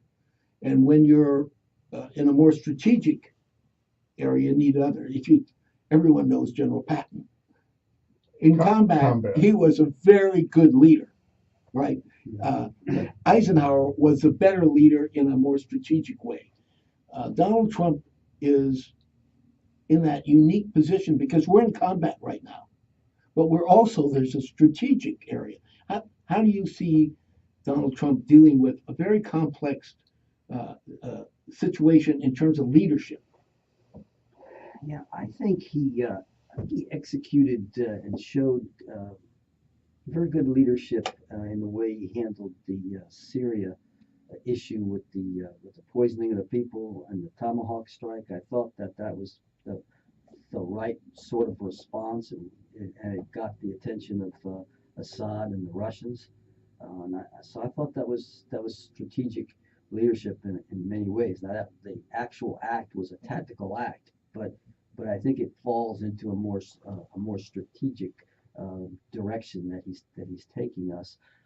I think the fact that he has surrounded himself with the kinds of cabinet members and senior people that we've talked about is a big help. I also think that he understands the delegation of authority. He's pushed things down to the proper places in the military and in the State Department. And I think that shows something about his character, that he's willing to do that he has that kind of faith and trust in people. It's the military that I've heard, they're very supportive of that because they felt that they could not make a decision unless it was approved by the White House, right? And he is now delegating that down. From a military point of view, you've run operations in terms of where you're in firefights, you're in war. How essential is it that someone trusts you to make the right decision on a field level? It's absolutely necessary. You can't execute and fight without having trust in your people. You send 12 jets off an aircraft carrier into Iraq, they're on a specific mission. You have complete confidence and trust that they're going to do everything they can to meet those objectives, whatever they are, and come back and not exceed their authority, or shirk away from it. That's right. One thing that Paul said that maybe it's worth, I think a lot of what Paul says is worth following up on. But Thank you. in a positive way. But one thing he said in his list of 4 was the importance, the value of the family advice to Trump, and that's an issue that's kind of an interesting one. And you maybe in looking at the presidents in your book and have some commentary on that, but I'm not sure that's bad to have advice from family around you, people that you have total trust in terms of providing you kind of an overall kind of guidance, not in terms of politics or decision making of whether you're going to strike Syria or how you're going to do with Korea, but in other issues of how you do things. I think I listen to my wife's advice for a lot of things, not intelligence judgments, but on how to handle people, how to deal with larger issues. She was a good person to bounce ideas off of, and she had good advice. In studying the presidents, the most successful presidents always had a strong wife. Everyone from Washington on. We're going to go out and have a news break here, but we're coming back with the fossils and Admiral Jim Hart. No news break. You're coming back to you. This Okay. is the 47 break. Okay. Jan I'm sure is a good advisor. Mm-hmm. I don't know Jan, his wife, well, but we've had conversations, and I bet she is a good advisor. Oh yeah. And I'm not I kidding. think his daughter, She's very solid. Ivanka, had something to do with that. Syrian. Bring it to his attention, those people that were gassed, those Yeah. kids and so forth. I bet she had some impact on that. If you study it, every major president, the list of top 10, from Mary Todd on. Mary Todd told Abraham Lincoln, "You could be president." He goes, "Me?" But I bet I don't know what she advised, but I would bet that what she described was the horror of what had happened, not to send Tomahawks. Right. But maybe we should do something about that. We shouldn't let that go unresponded to. It wouldn't surprise me at all if that was her advice. When we go right back, I'll get back to this, but I'm going to, since Paul was our foil, I'm going to tell a little story involving the Catholics. So, Paul being a Catholic. I am a Catholic. You're a Catholic. Oh, yeah, sorry. Another one? Oh my God, I'm surrounded. You know the story in terms of the kittens. Oh, the kittens, yeah. Maybe I should do it the other way. The Presbyterians. I'll do it the Presbyterians and honor the Catholics. I'm an anti-cleric Catholic. I know you are. Long tradition in France. I know you Anti-cleric. I'm a skeptic of organized religion. I know you are. I am too. I really am. You're a nun? That's it. Not N-U-N, N-O-N-E. I love my ministers, but none of them love me. It's a weird thing. My kids are all nuns. Well, I think it has extraordinary value, religion. And I think it keeps order and, I mean, it's. If people are paying attention, yeah. Yeah, I mean, it does. There's no question it has impact. Hobbes said, you need a Leviathan in charge, whether you believe him or not. That's right. That's what Hobbes said. So I And he believe, never believed in God. I believe religion is terribly important. I just don't believe a particular organized religion. Yeah. Well, we could talk about, that would be a 3-hour topic. Yeah, that we'd never finish that with it. I could talk about the Old Testament and the emphasis in the Old Testament on behavior. Yes. Because they were that tribe was, or those tribes were obstreperous, and so the elders had to come up with some way to control them. And they said, God doesn't like that. God wants you to behave yourselves, or else. Or else was important. The or else is it. Yeah.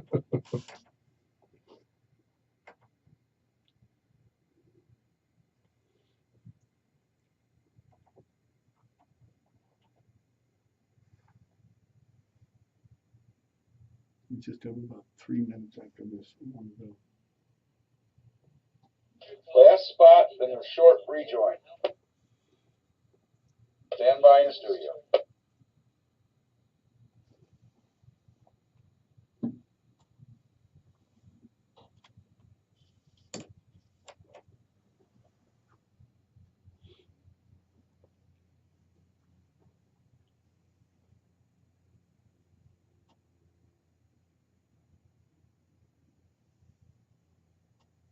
Rhett's on assignment right now. This is Stanford Erickson, and we've been talking about very serious matters, but I thought I'd just point out that I go to the Presbyterian Church, First Presbyterian Church, and I saw a young boy as I was walking out. He had some kittens, cute little kittens, all fuzzy, and he said, get some Presbyterian kittens, get some Presbyterian kittens. And the next week I was there, and I saw the kittens again. I saw the boy, and he said, get some Catholic kittens, get some Catholic kittens. And I said, well, last week it was Presbyterian kittens. Why Catholic kittens? Well, their eyes are open. Oh, I see the light. that could go in the thin book of theological jokes. Yes, we're talking about leadership styles to some degree, and Donald Trump doesn't bother me in the sense that I met him at the 21 Club. He always used to come to the 21 Club, and you'd have a very tall redhead and a very tall blonde. And he walked in, all the people sitting, the 21 Club is a very expensive club. I went there on expense account, naturally. And he would come in, and they'd all clap, with Donald Trump. Mm. Also, we did a story once, and it involved Donald Trump. And this reporter came in, Rose Horowitz, and she said, Donald Trump called me. I said, Donald Trump called you? Oh, yeah. Why? Well, we wrote the story, and it was somewhat critical, and he called me to point out the problems with the story. And from an editor, and Paul's been an editor, that he called the reporter shows great understanding in terms of dealing with the media. He didn't call me. He didn't call the publisher. He called the reporter. And I said, well, then what did he say? And he said, thank you very much for covering me. He ended the phone call by saying, thank you very much for covering me. So I think you, in his dealing with the media, uh, he's like the young boy that wants a pretty girl, so he complains about the pretty girl all the time, complains about her, and pretty soon she's attracted to him and likes him. And I think we're going to see that the media soon will sort of like Donald Trump because he's feisty and journalists are feisty. Paul, you don't see Well, it that way? I was living in Westchester County during this period you're talking about and was very familiar with the New York City news media, and including the tabloids, the Daily News and the Post. And the Post loved Trump, and Trump loved the Post. And he was page one. And, whatever was happening in Congress or overseas didn't matter. It was Trump's latest escapade. And he was known then, as you just said, to actually call reporters. And point three of my list of four qualities was, or point two was sensitive to criticism. So when there was something in the Post or wherever that he didn't like, he would call the reporter or the television correspondent directly to complain about it. So and if he liked it, then he would call to compliment it. So he loved being, and still loves being, in the spotlight, no question about it. He was a very familiar figure, as you know, in New York City long before he was on The Apprentice, long before he was a national figure. It's interesting, he did not carry New York City in the election. Well, it's very hard to carry New York City. His neighbors knew him. And no, every Republican, I don't think, what was the last Republican that covered New York City? Probably Abe Lincoln. Yes. Going back to dealing with the world, and right now there's an election that's coming up in France, and it's a major election. And at one time, we thought that France, if Le Pen was elected, she'd pull out of Europe as well. Richard, you've dealt with Europe and you've dealt with all this. Will the Europe fall apart at some point? Is it destined to do that? Because you can't have Greece and Spain and even Italy, maybe, that people don't want to work so hard and want to retire at 50 or 55, and then you have the Germans working very hard, and the euro has to deal with that. It's interesting. I spent a lot of time having to work on Europe, but I never really enjoyed it as a subject when I was in government in the agency. Quite honestly, I found Europe the least interesting of all the areas of the world. So I have to admit that my understanding of politics in France and in Italy and perhaps UK, I did follow UK because they were a very close ally, but the rest of Europe, I'll have to admit, the only things that I can remember very strongly feeling about is that I never thought the EU would work, the European community, the bringing together of a Europe. My instinct, but that was more an instinct that says you're trying to put together a group of individual countries with nationalist feelings, the idea that we're all going to use the same currency and we're going to have open borders and we're not going to have our ethnic problems. When you look at the history of Europe, that didn't make sense to me. It just didn't sound solid. I just couldn't see the Croatians and the Serbs and even in France or in Germany, the individual tribes, because there are tribes there, getting together. So that was my only reaction, was that I thought there were severe limitations on the ability to bring Europe into a common group with a common parliament. It just didn't make sense to me. But I have to admit, talking about French politics, I don't have a good sense of that. Admiral Hart, the Russians can win a land warfare in Europe, right? I mean, I don't see anyone else wanting to. They took the Crimean, their influenced Ukraine. How do you respond to that as a military man? Well, see, I'm not exactly sure how you would respond other than through NATO and the clauses in NATO that say that we're all going to protect each other if we're attacked by the Russians or the Soviet Union in the past or whatever. We were in the process, I guess, through the last couple of administrations of sort of coming home, getting smaller in Europe. And I think we see, based on some financial issues with Greece, Spain, Portugal, that there's cracks and fissures in the EU. The other thing is the major amount of immigrants that have come from the Middle East and from Africa into Europe. It's having a very detrimental effect on those countries to be able to absorb and handle those things. My feeling on that to some degree is that they won't fight. The Europeans won't fight, and we do have obligations, but we can't win a war there. But we're coming back. This is Stanford Erickson. I'm with the Facile Fossils. You You're a know, lot better at following the clock than the permanent host. Okay, clear, your news. Well, he just says, I'm not going to do it. the one thing you might want to come back to is Yes. this Russia and Europe. I don't think Russia has any intent on taking Europe. I think it would like The Baltics. the Baltics. Yes. Estonia, They're- Latvia, Lithuania, because it considers them part of its Are they area in, of I can't influence. remember. Are the Baltics in NATO? Yes, Yeah, so Yes. that's where there could be a, and they weren't happy about that. But I don't Right. think we're into Russians coming across, and invading Germany or something. That doesn't make any sense. you know, To them, I don't think but either. it's, I'm thinking how Trump thinks, and Trump's thinking, why do we well, want he these flip-flopped on you know, NATO. well, why do we want these obligations? Because they're not going to fight, and we're going to end up fighting.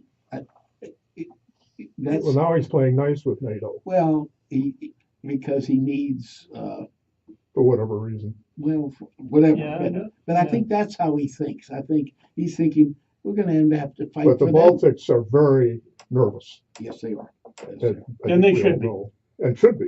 Well, There's a lot of Russians I was living gonna say, in the Baltics. There's a lot of Russians. That's something I do know a little bit about. And they feel they're being discriminated 30% in, I think, Yeah. in Estonia Yeah. is And they're Russian. complaining to the Kremlin about the way they're being treated. That's a lot. And, And that's Putin can say, well, we're just going in protecting well, that's the old Russians. technique. okay, we come back at 10:05. That's the old Well, technique we're almost there. of intervention, right? Yeah. There's my people It's there. like Ukraine. My ethnic group is there. They're being persecuted. And Yeah, just like Ukraine.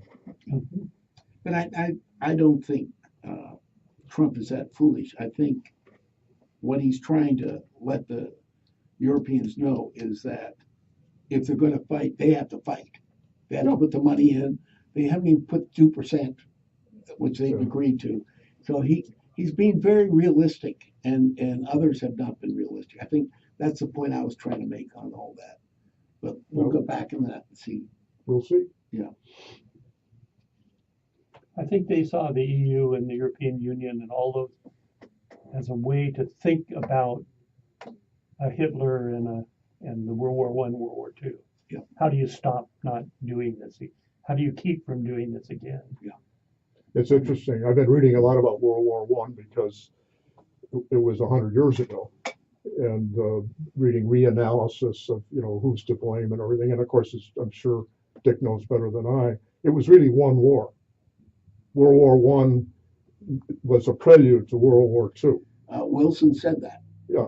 Wilson. Yeah, and Wilson was very knowledgeable, and he said, without so it's League of Nations are being part of it, you're going to have the Second World War continue. and it was basically German expansionism. What was at the heart of it.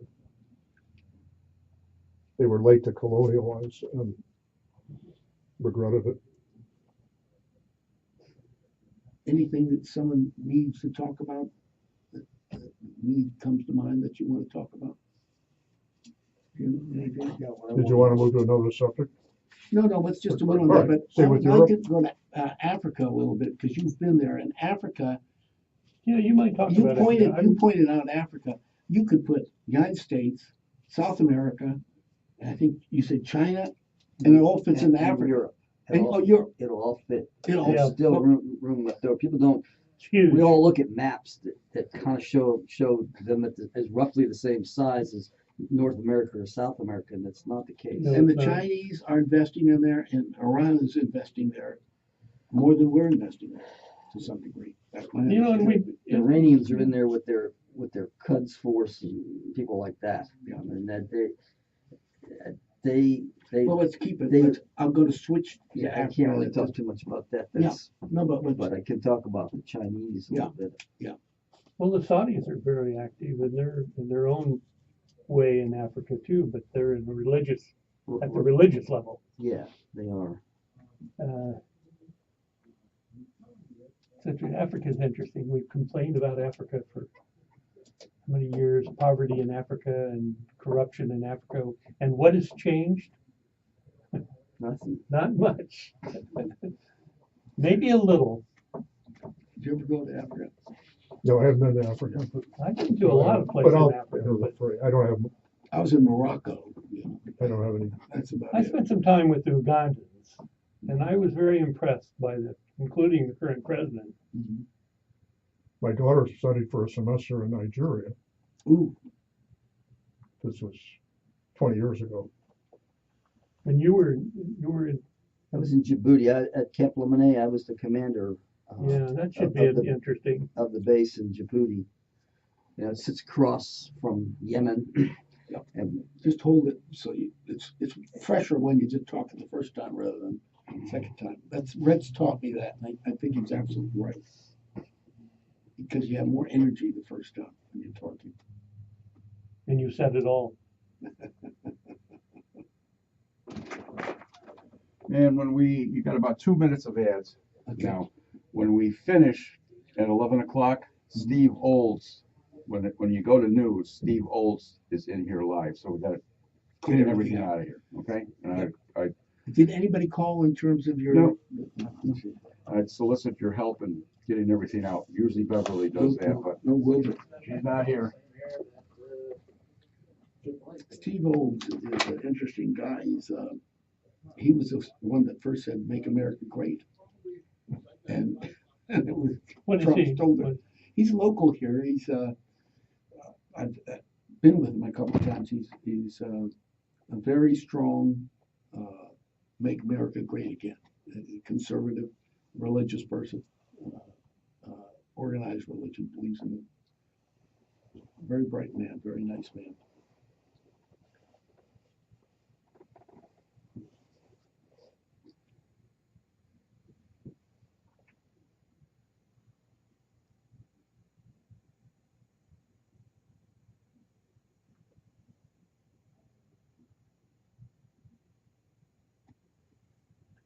My wife just came back from a safari in South Africa. Oh, wow. It's interesting. That photo safari. Yeah. The guy I worked for, Eric Ritter, had shot about 20 things, including an elephant. Shot animals. Yeah. Yeah, I You never, go to his house, you see all these things. yeah, that never attracted me. no, In fact, to the contrary, yeah. Terrible. not very many of them left. We leave them alone. Yeah, leave them alone, exactly. That made no sense. He had won the silver medal at the Olympics in shooting, so he was a pretty good shot. He was during World War II, detonated bombs. He'd go in there and talk about guts. How much time do we have? This clock's not on yet. Yeah, it doesn't say. I'm just reading this. I've been trying to get it. I just read this book of the Finnish sniper, the world's greatest sniper. Do you know? No, from Finland?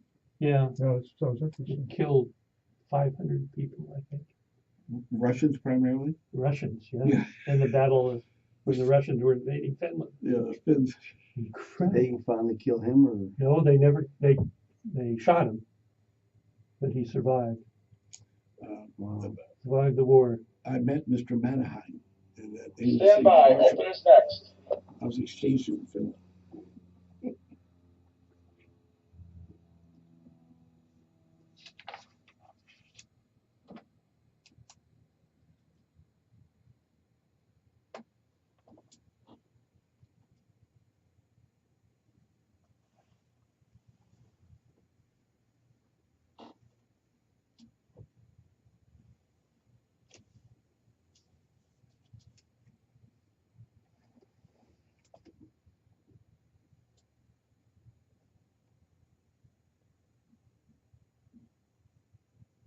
This is the Rhett Palmer Show, but it's Stanford Erickson substituting for Rhett. No one can substitute for Rhett. He's such a talented person.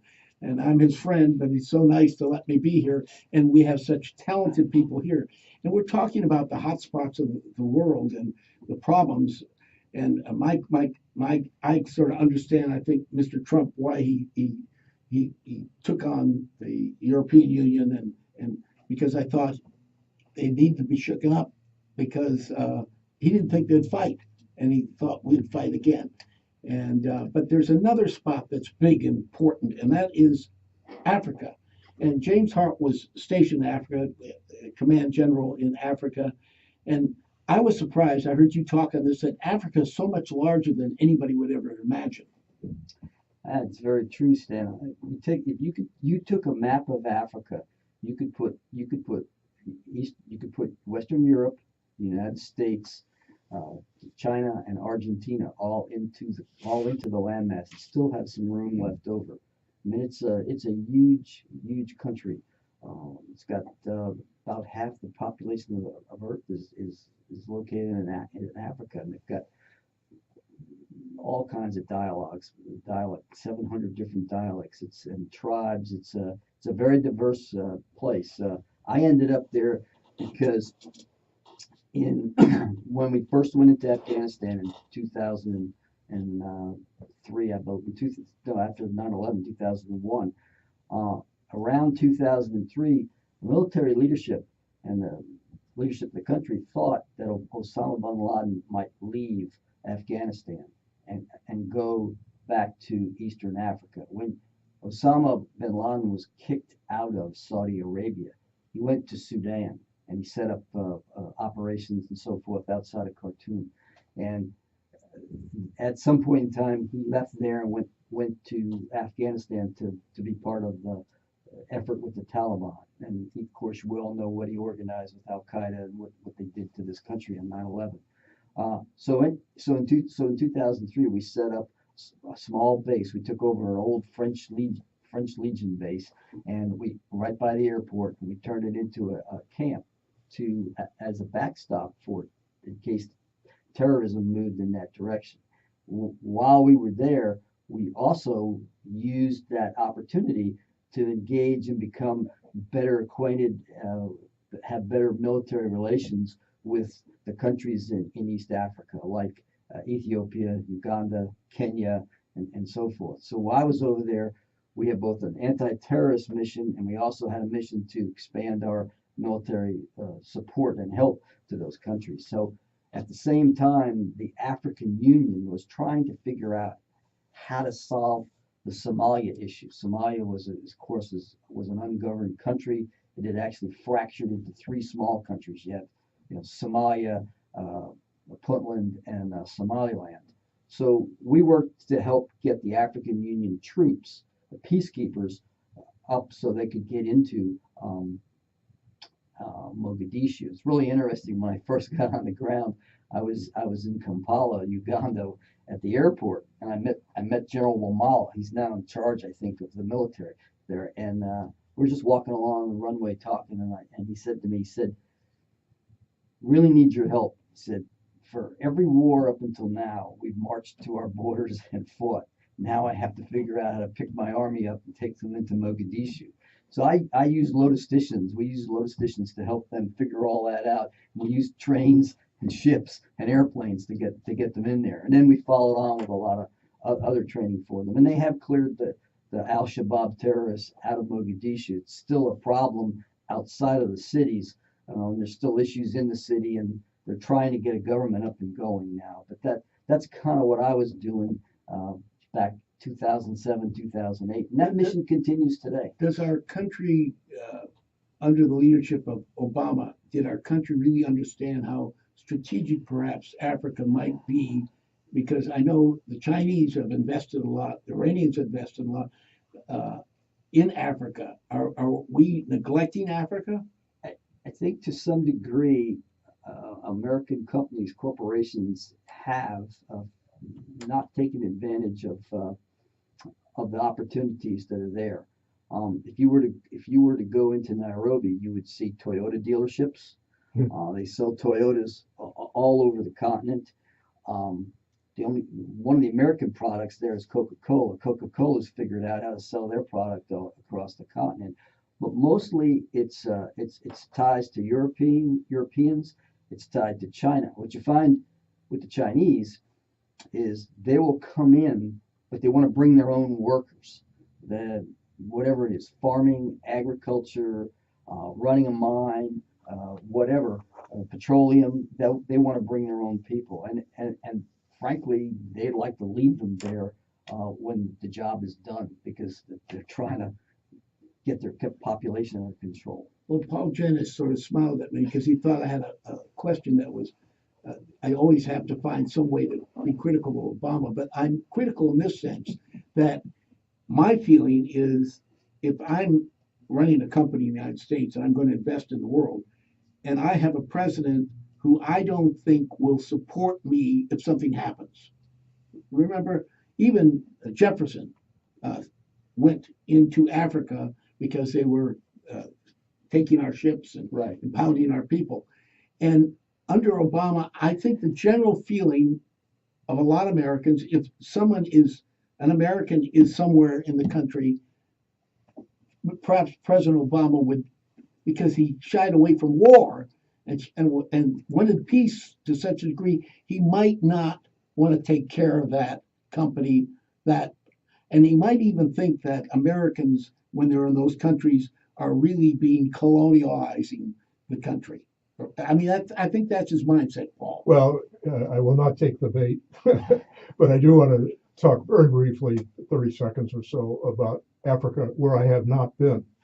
I've been to much of the world, but I have not been to Africa. But my daughter, when she was at Wesleyan University in Connecticut, spent a semester in Nigeria and got to know the country and its history and its culture extremely well because she was virtually adopted temporarily by a princess of what had been a royal family in a province that's now part of Nigeria. And this woman took Laurel under her wing and took her all over the country. And Laurel discovered something that I think many of us have learned, and that is that it wasn't so primitive when the Europeans came in to colonize and to take out natural resources. They have many African countries have a long tradition. Old cities, ancient cities, sophisticated science and arts. And my daughter became quite captivated by visual arts in Nigeria going back centuries. So Africa is not necessarily primitive. Yes. I would agree with Paul. It's not primitive in that regard.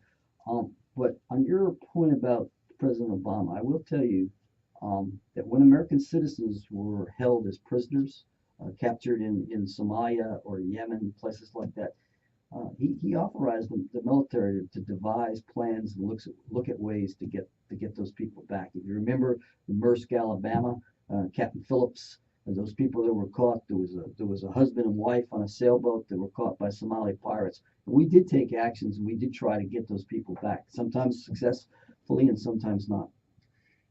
We just have a few seconds for a commercial break. We're going to make some money. We'll come back. We have the Facile Fossils here, and we have Admiral Jim Hart. This is Stanford Erickson. Right on time. Oh, I thought I'd get you on base. Now, what I'd like to do, if you don't mind, if in terms of your career, something that was really funny in your career, think about something that, and I'll start off, but just something that a little hilarious because we're so serious. something that strikes you as being, you thought something and this happened or whatever. If you can think of something like that. I had a big winner in the Kentucky Derby as a reporter. Oh, okay. I placed a bet, and the Derby is Saturday. Yeah, I know it's that. So let's do. I'll start with you then. But I'll I start was trying to just think with, of I'll just something. start with mine in terms of something humorous.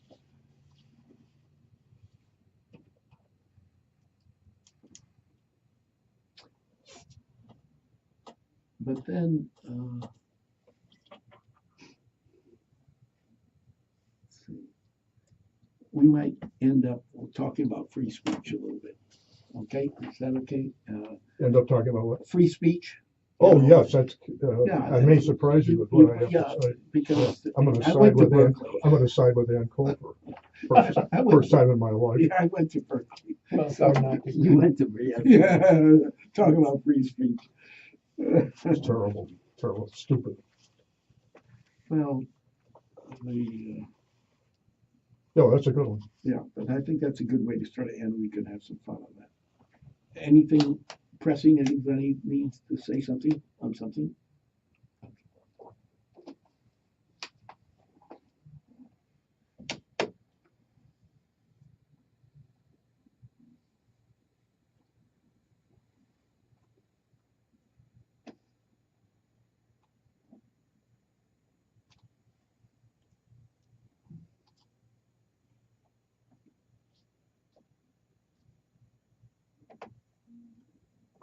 Still haven't figured out when the first jet airliners were I flying. think it's TWA, and I think it's 47. That's what I've written down, 47. It's a, And nobody's listening out there. They're calling in. You would think they could Well, I Google. didn't hear jet first either. No, I didn't. I Of course, missed I had that. I hearing missed that problem, but I too. don't think he said that. I don't think he said jet. jet. I don't think he Because said you were saying the 20s. Yeah. Yeah, I was thinking It was of, probably the 60s. I was 40s. The jetliner? Oh, no. No, I meant the first jetliner was probably the 60s sometime, 60s, yeah. yeah. Maybe earlier. What's the first jet? Well, we had jets in Korea in 50. the 50s. Sure, we had jets So in. It was Maybe the TWA, I know. And it Of was course, then we had the prop jet. Howard Does Hughes. that Howard count? Hughes, the Well, first jet was Howard Hughes. Capital Strange. Airlines, remember Capital Airlines? They had the prop jets. And they would drag passengers off. No, they didn't. But I was exchange student in Finland, and the Finns were so proud. I didn't know about this Helsinki. sniper, but they were so proud what they did to the Russians.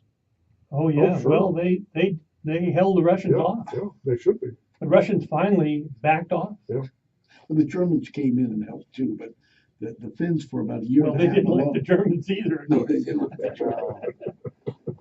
The Finns are tough. Finns don't like anybody too much. Well, this guy I was telling you about, this is with And an I old, don't like you very much. not a telescope, iron sights. I don't know. Well, Jeez. And he became, the Russians so hated him. Okay, stand by. This is the last spot. The short rejoin is next. They had a bounty on him. It's Stanford Erickson. We're with the Fossils, substituting for Rhett Palmer, who's on assignment. You know, I thought we've been very heavy on this, might be a little light on this. I remember when I was a journalist in the old days in journalism, you didn't get a byline for about 7 years. That was the journeyman type thing. And I'd gone to college and so forth. And I thought, why wait 7 years? So I wrote a story about first person story about this reporter who was with me, woman reporter trying to get in the Union Square, the Sons of California. There was just for men, and she wanted to go in there. So I wrote it in first person, and I got a byline. And from then, once you get a byline, you keep a byline. Now, in terms of your career, It's the anything a ego. little The funny? pay is low, but the ego gratification is Yeah, great. it didn't change the pay at all. Well, when you talk about something amusing that happened in your career in journalism, I was at the Louisville Courier-Journal for 20 years, starting as a reporter. I covered the Derby for many years, and of Which course the is Kentucky this Derby weekend. is coming up Saturday. It's the first Saturday in May, and then as a kind of a middle-level editor, I had to be in the office to help process copy and photographs. And then as a vice president and executive editor, the company gave me a box and told me to bring in two couples, and they'd pay all their expenses and they in a hotel and take them to the Derby from the world of communications or education or whatever, not a political figure. So I got to know the Derby pretty well, but the thing I remember best and enjoy best is I had a winner. I bet every year, whether I went out there or somebody else went out there, and I asked the person to place a bet on a Derby horse, and I won once, but it made up for all the others. Canonero 2, whose owner was Latin American, and I thought this horse looked good. I read the horse's history, and I went back to the sports department, and they said, "Oh no, he just ran at a lot of dog tracks, and owners from South America doesn't know anything." And I said, "Well, the record looks good." So I had to be in the office that day, but I asked one of the reporters to place a bet for me. I don't want to tell you how much the money was because my wife would be angry with me even today. She's But, listening to. but Canonero 2 paid 30 to 1. And I've lived on that memory ever since.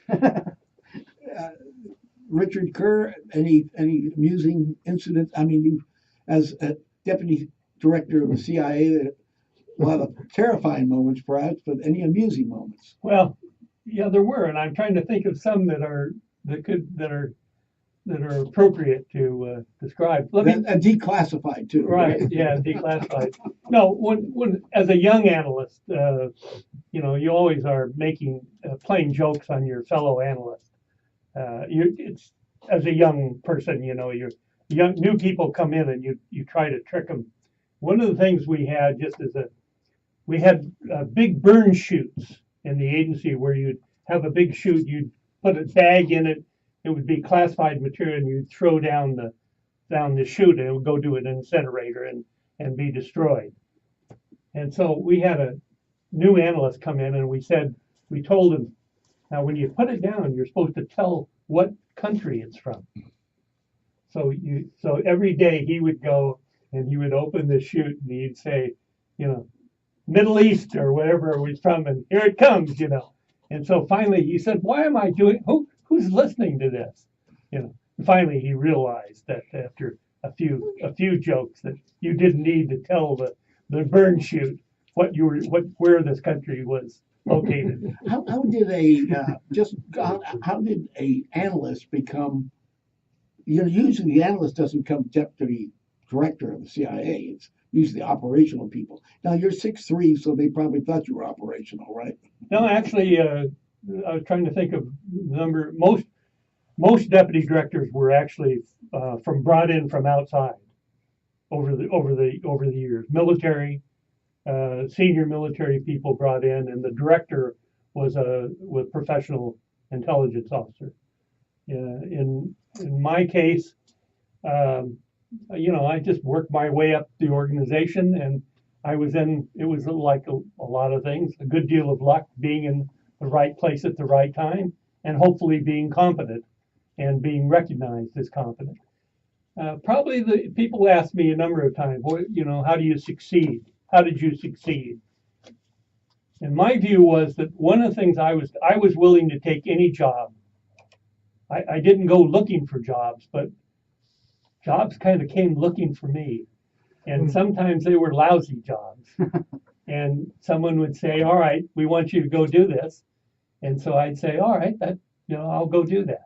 And so I probably more than any other person that I know, including today, served in more variety of jobs. All of the directorates, all 4 of the directorates, overseas. I worked with the military. I worked in the scientific area. I was involved in designs in putting together satellite programs. So I kind of did everything. Well, I think that's how I got ahead too, because I took every dirty job. They say, oh, Erickson will do it. So, but Admiral Hart, in terms of an amusing thing, I mean, in the military, there's not much amusing sometimes, but. Well, one thing comes to mind. Back when I was a junior officer, we were on the USS Independence, and we were out. What kind of ship is that? That's an aircraft carrier. Okay. So we're out in the Jacksonville op area, sailing around, doing training and things like that. And a friend of mine, he went up for his training flight, and he had full crew, and he got on a catapult. For some reason, something went on, and they had to set the parking brake, on the aircraft. And you don't normally ever do that. So something happened. Anyway, he goes ahead and salutes, and they launch him with his parking brake set, which blows his two main tires. So now he's airborne with two blown tires. So we sent him over back home base, and he landed safely and taxied the airplane in. They put new tires on it. The flight ops was kind of over for that day, so he had to wait to come back the next day. So he comes back the next day. It's a no-fly day, but they're just going to catch him, bring him aboard, and we're all down in the ready room doing trainings. Officer AOM, all the officers were there. So he finds out that everyone's in the ready room. So he takes a chart, he makes a dunce cap, puts it on his head, and comes in the ready room. Everybody just bursts up laughing and let it go at that, That's a good way not to get reprimanded, right? You make fun of yourself. Right. We'll be back in just a few seconds, but this is the Facile Fossils, and we have Admiral James Hart. Rhett Palmer is on assignment. I know you miss him. I can't sing as well as Rhett Palmer, though I'm in the choir, and I can't play the guitar, but he'll be back here tomorrow and entertain you. We'll be back in just a few seconds. Stanford Erickson signing off.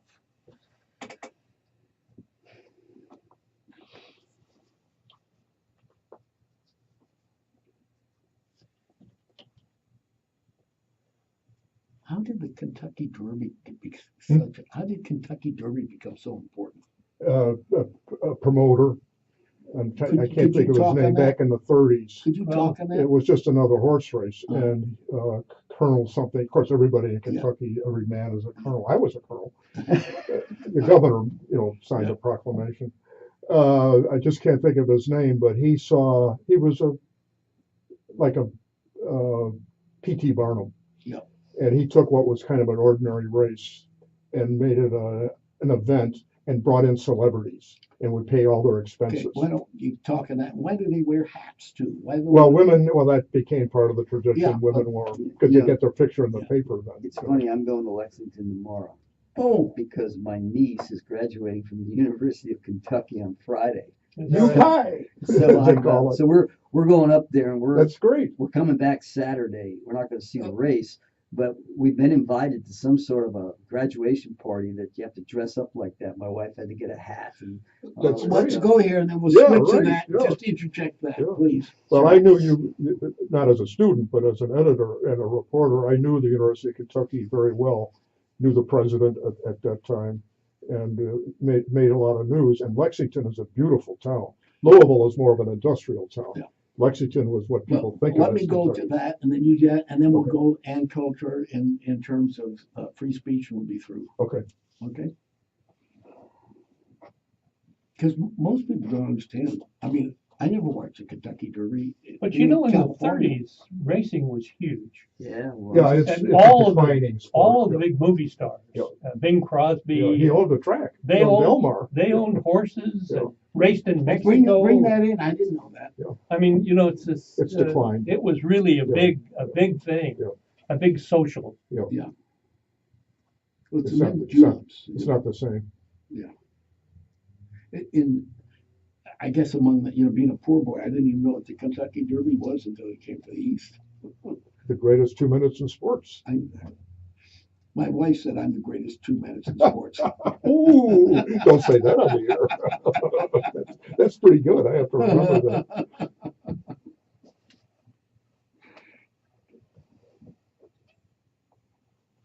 The bluegrass isn't blue.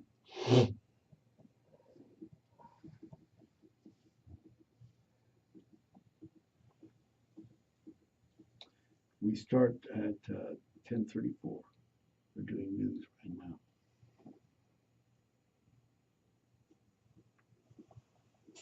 Is University of Kentucky? I mean, I know their basketball team. Is it a good school? Is it I don't know much. University of Kentucky. Yeah, I don't know much about it. It's an SEC school. Okay. Florida is superior in the SEC academically. No, Kentucky is not particularly good.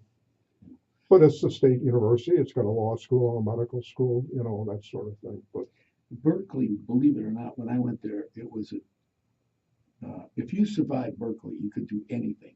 They flunked out 2/3 of my class. It's a tough school. I mean, it's when I went to Columbia, I breezed through Columbia. I just, no big deal. But Berkeley, unreal. I hated school because of Berkeley. And now I love studying and everything, but Berkeley, Chinese walk in your class, you go, it's over. There goes the A. Because everybody's bright and he'd work harder than anybody. Amazing. Yeah. But, boys don't really mature until graduate school. They just don't.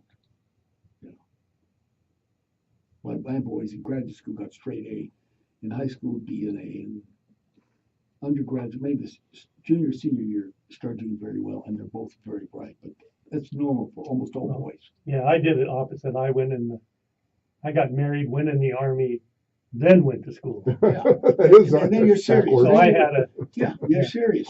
That's good. I'm not sure it was good, but that's just the way it happened. A lot of people did that. And I wanted to get out of school as fast as I could because I had a family to support. Yeah. So I went to a year's graduate school, but I wanted out. I needed a job. Oh, yeah. No, I saw going to Berkeley as getting a union card. Yeah. I love studying, but after a while, but it was a necessary evil.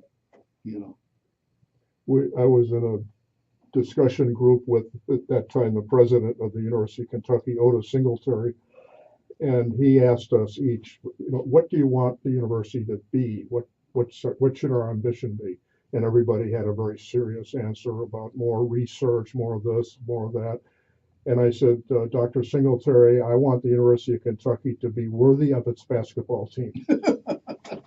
And he said, that's not funny, Paul. Even then. Yeah. Otis, I remember Adolph Rupp. He was still the coach when I started. Okay, stand by. Openers next.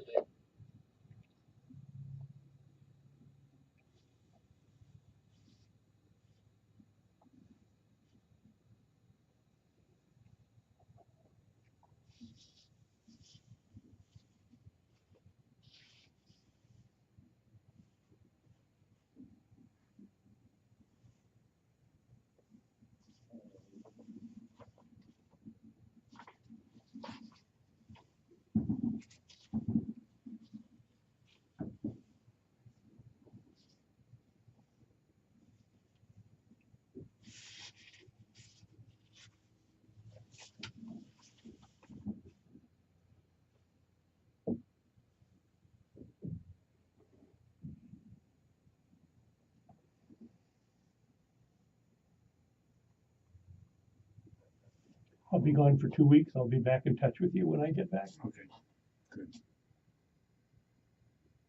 Well, now we have Jim Hart. We have our Chinese expert. So we have good people. This is Stanford Erickson. We're back with Palmer's on assignment. I was talking during the break to Mr. Jennison, and he was in Kentucky. Why is the Kentucky Derby so important? Well, I it's never thought it interesting. was. I don't know all the details, but I remember it was back in the 20s, I believe. It was just an ordinary horse race. And Matt Wynn was a master promoter. And he took what was he's sort of a P.T. Barnum, and he took what was an ordinary horse race and made it a premier event over the years. And one of the things he did was to bring in movie stars and other celebrities. And I think back then he'd pay their way and pay for their hotel room. That's not true anymore. But it became first a big event in that immediate region, and then became a big national event. And when I was a kid, my parents always gave, and this was not in Kentucky. When I grew up, it was up in the Chicago area. But my parents, who had no connection with Kentucky, always gave a derby party. on Kentucky Derby Day, and first people would listen to the radio. That's how old I am, and then they would watch it on TV. So it just became this premier event. I don't know if it's such a big deal. Oh, and then there was a Triple Crown. They added the other two races to make it even more exciting. But horse racing isn't what it used to be. It's lost a lot of its glamour. It's lost a lot of its fans, and it's just not the way it used to be. Why do they wear hats? Well, that's famous. The ladies who attend the Derby, there's sort of an unofficial contest to see who wears the most sensational hat. They're partly useful because if you're in the sun, it's usually a hot day and it's a sunny day, and so this is to protect them. But it's also a ritual and a tradition to wear the biggest, floppiest, most ornate hat, and that was just part of Derby lore. It's a whole week of events. They have a parade, they have a steamboat race, they have a balloon launching. It's just one thing after another. It's really a lot of fun to be there at that time. Admiral Hart, you're going down to Kentucky, right? It's funny that we should be talking about this because I'm going to Lexington tomorrow. My niece graduates from the University of Kentucky on Friday, so we'll be up there tomorrow, Friday, and Saturday. We're going to go to one of these derby parties before we leave. We've got to come back Saturday night, but it's a small world. A mint julep party, right? They're awful. They're awful. I make them I'll be making them Saturday, but they're really terrible. It's sugar water with bourbon. Yes.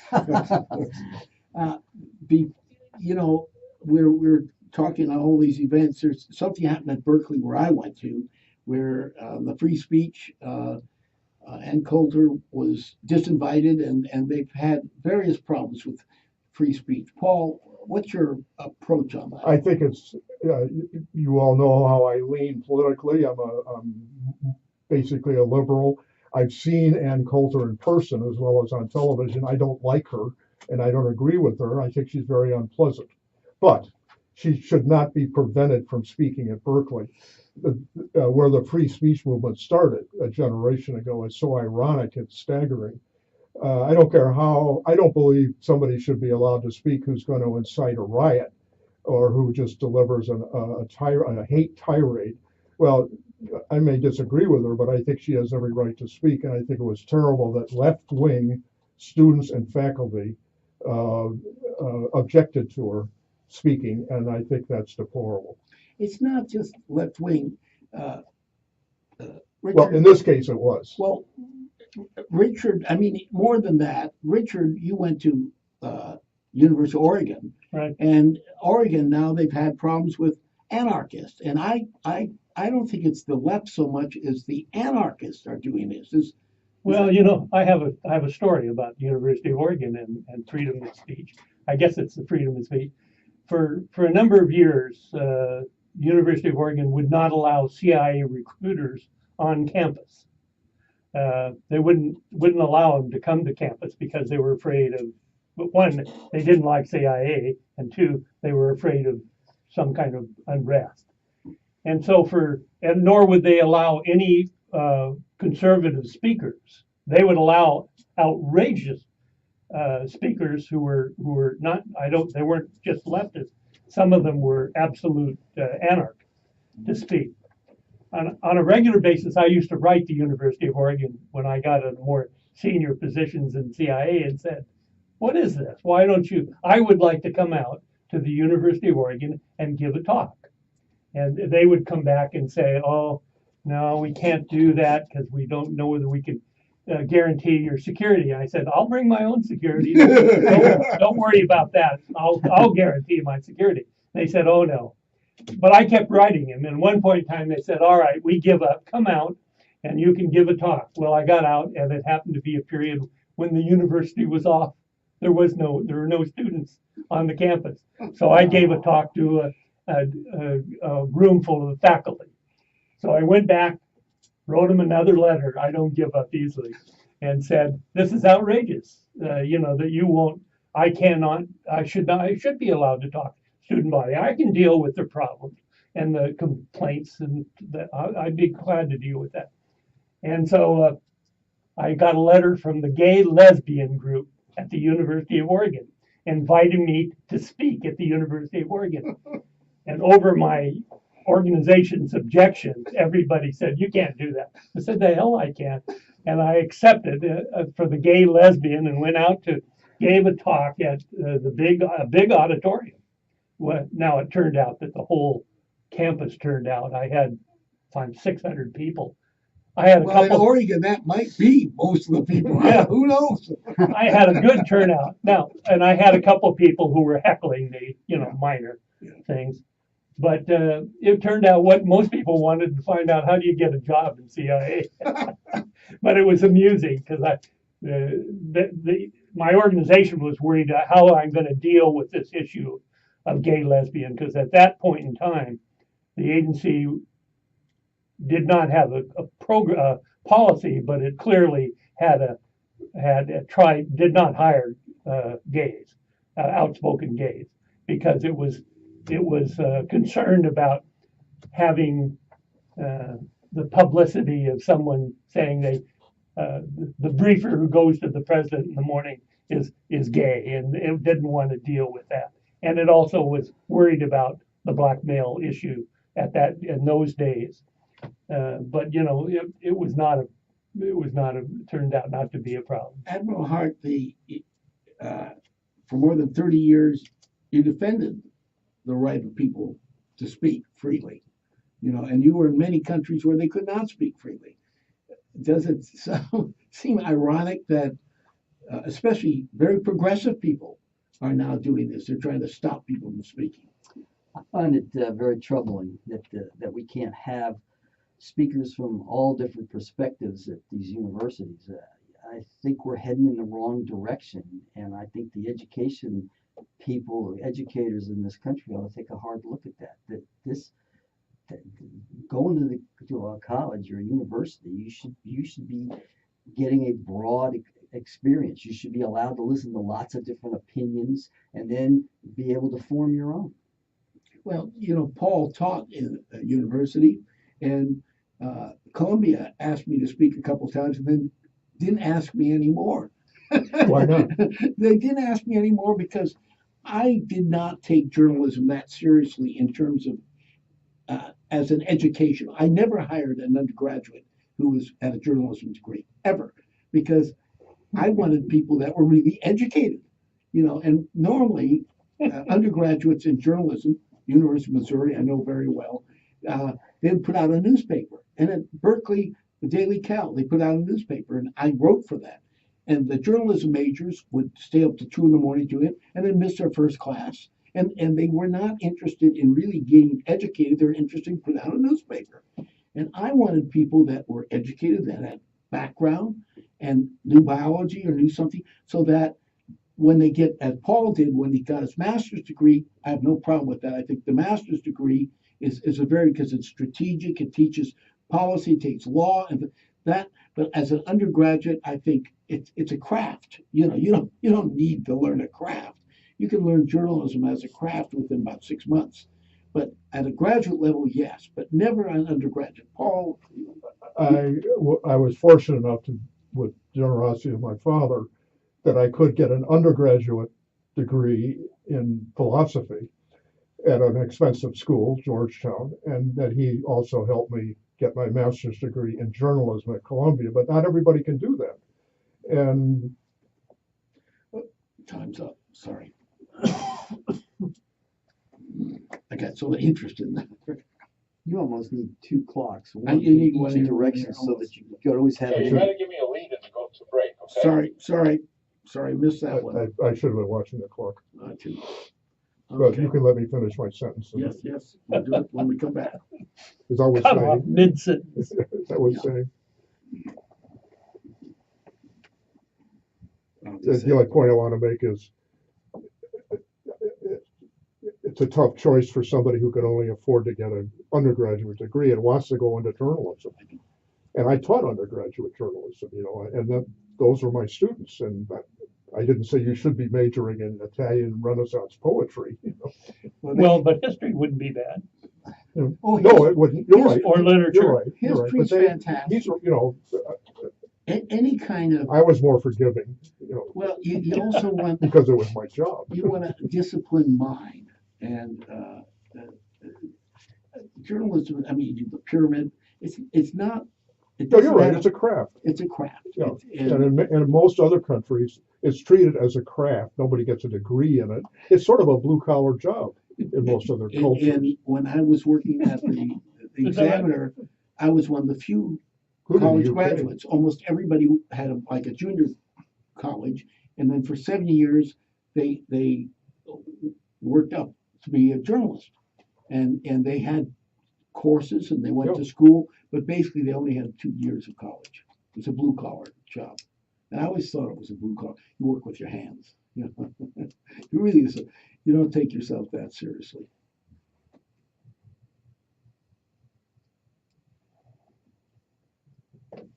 Did you want to tie that Naval War College theme into this? Okay, we can do the war college. Well, I mean, I know Yeah. Paul was talking about. Paul, you can go right into the war college then. Go into what? The war college that you attended. Oh, And- okay, and then- Naval War College. Yeah, Yep. and And you're gonna- then both of those have. You're gonna start with me? Yeah, well, I'm going to go back to in journalism, Yeah, and then I'll, and then you go to. you said that You Naval only War have College. 10 minutes. What I have to say is very short. but Yeah, and then you can complementary. go into the war college. That's a graduate program too, and it's Okay, it's a quality. I thought the reason Columbia didn't ask me back is I said I believe in a master's, but I don't believe in no, undergraduate. And they go, they're paying for these. Who are you to talk? And they were hoping I was going to hire some of those people. I said, I'd never hire you as an undergraduate. Why wouldn't? I just, Columbia the graduate school was a real trade school. There wasn't a single PhD on the faculty. Oh. They are all professionals who moved into well, teaching. those are the You know, best. it was a trade At- school. at And the rest of the university would look down at it as a trade school. Well, Berkeley was just the opposite. The English professor that could not make it, Yeah. they put him in journalism. He couldn't get tenure, so they said, okay, but you've been here 9 years, so you can If teach you can't journalism. teach English, you could teach journalism. Right? And so the journalism was terrible. I mean, they do these big sentences up front, that's it, theme paper type journalism. And entertainment, if you wrote anything interesting, they thought it was that's terrible. You can't make it interesting, as an analyst, you have to make it serious and dull. No, you don't. I know. Right? Although you can't make it too glib and too, No, then they or don't. would never make it through. Yeah. But same things in as an analyst. Stand by.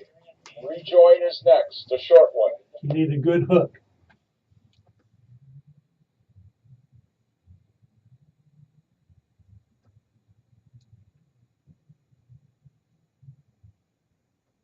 This is Rhett Palmer show, but it's Stanford Erickson, and sometimes I don't look at the clocks. I'm cut off. I apologize, but Paul was talking about journalism in terms of education. Right. Just to finish my thought, and that is that I agree with you, Stanford, that the best is to have an undergraduate degree in something else like history or economics or a science course, and then a master's degree in journalism if you think you need a degree in journalism, rather than an undergraduate degree in journalism. But not everybody can afford to go for the 2 degrees. And so I think a compromise can be reached. And I taught mostly undergraduate journalism at Quinnipiac, but tried to put it in a historical current events context so that the students not only learned a craft, but learned something about the country.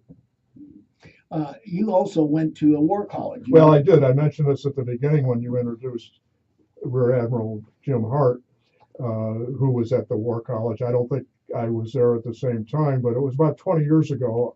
I'm not a Navy veteran, but somebody who was and was still active in Navy affairs invited me to join him at a seminar, and I was impressed for 2 reasons. It was for several days in Newport, Rhode Island. I might have been the only civilian in the whole room of a couple of hundred people who were young officers.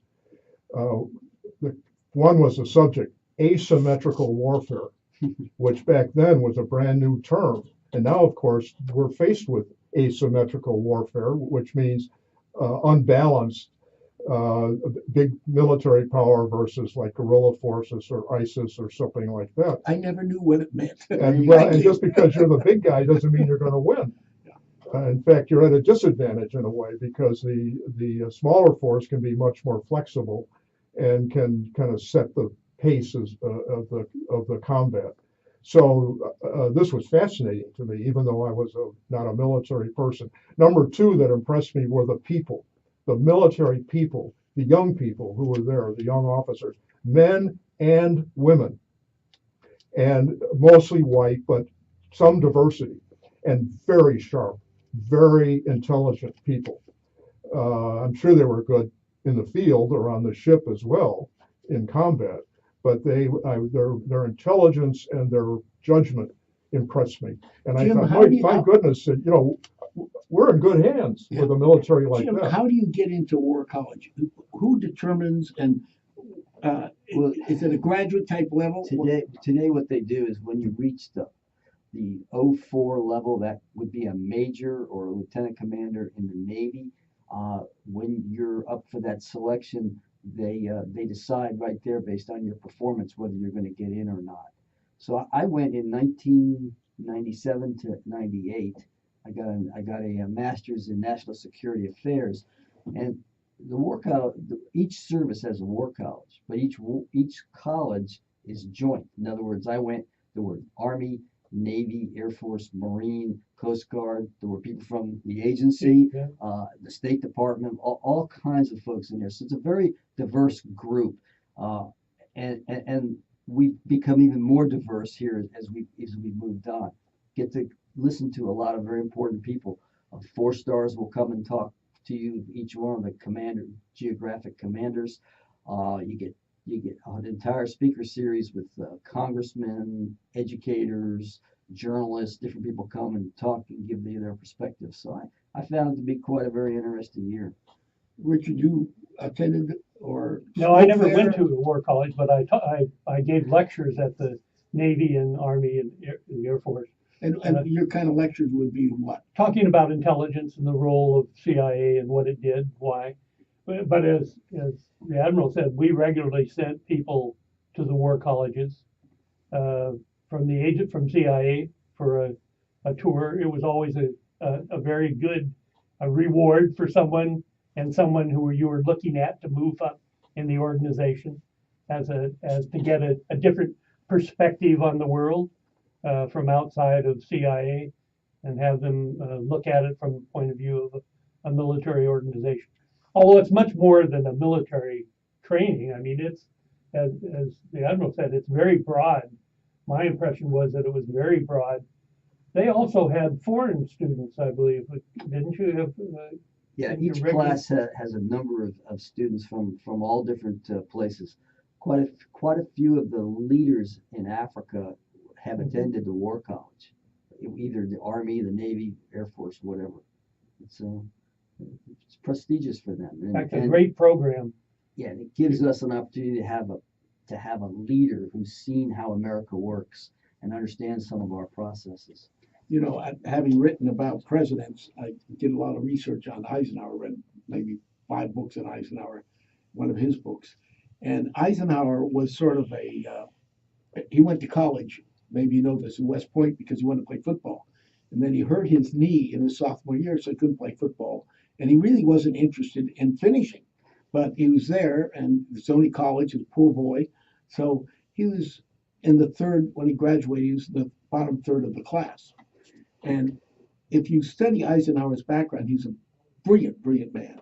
But he just sort of meandered through the military. And he did his job. He believed he's a Midwestern person, so he worked. But the military was not that interesting to him. Patton liked Eisenhower. General Patton liked Eisenhower. General Patton probably liked him because Eisenhower could spell and General Patton could not spell, so he probably needed him. But General Patton was the one who recommended him and got him in Leavenworth. At Leavenworth, Eisenhower, for the first time, he said in his book, he understood the military training. Now, he always read books on war. He always loved that. But he began to understand really how important logistics was. And he he came out first at Leavenworth. He was the bottom third at West Point, but first in Leavenworth. And when he did that, that's when General MacArthur said, I need an aide. And he said, who's the brightest person everybody knows? He made Eisenhower his aide. And Eisenhower said, well, he said, what'd you learn from MacArthur? And he said, well, I learned a great deal from General Marshall, but from MacArthur, I learned dramatics. Now, we've learned dramatics from Rhett Palmer here, too. This has been a nice time. We have the Facile Fossils here. We have Admiral James Hart. Rhett Palmer will be back tomorrow, but hopefully next Wednesday he might permit us to be in. Any last comments from you, Paul? No, except just follow up on Eisenhower. He was a lot brighter than people realized, and he acted kind of like he didn't know things because he knew it was an act, and it helped him do his job. But he was really smart. I think you would say this, Richard. He created the organization structure of how the presidents are being run today. Absolutely. Yeah, he had the staff, the chief of staff, because he knew how valuable a staff was and how important it was to have systematic, organized things presented to him, not kind of everybody talking to him at the same time. And hopefully Mr. Trump will learn that as well. He was also very impatient, by the way. Yes, and had anger. And had Thank a you. temper. Yeah, and a temper. Thank you for listening to us, the Rhett Palmer Show. Thank you. Thank you. I'm a big fan of Ike. I didn't think I would be, and the more I read about him, I became a big fan. He was Can I a lot take this? slyer Oh, than, yeah, than yeah. people realize. Yeah, I thought that would be of interest. He was what? Slyer, or Yes. He was clever. clever. I don't mean that in a derogatory way. Well, to be able to handle the British, French, Because Montgomery, Sure. US. Churchill. Monty didn't like him. right? I mean, Yeah, he had a lot of prima donnas. that was a tough Yeah. situation he was in. You think? Patton, Monty, Yeah. Okay, Well, technically, Rhett won't be back until Monday. I know, but I MacArthur. just want people to come back tomorrow. That's for you. Thank you. That's the brand Thank new you. one. If Brand everybody new would one? take their Oh, stuff. thank you, a new Brand new one. Yeah, thank you.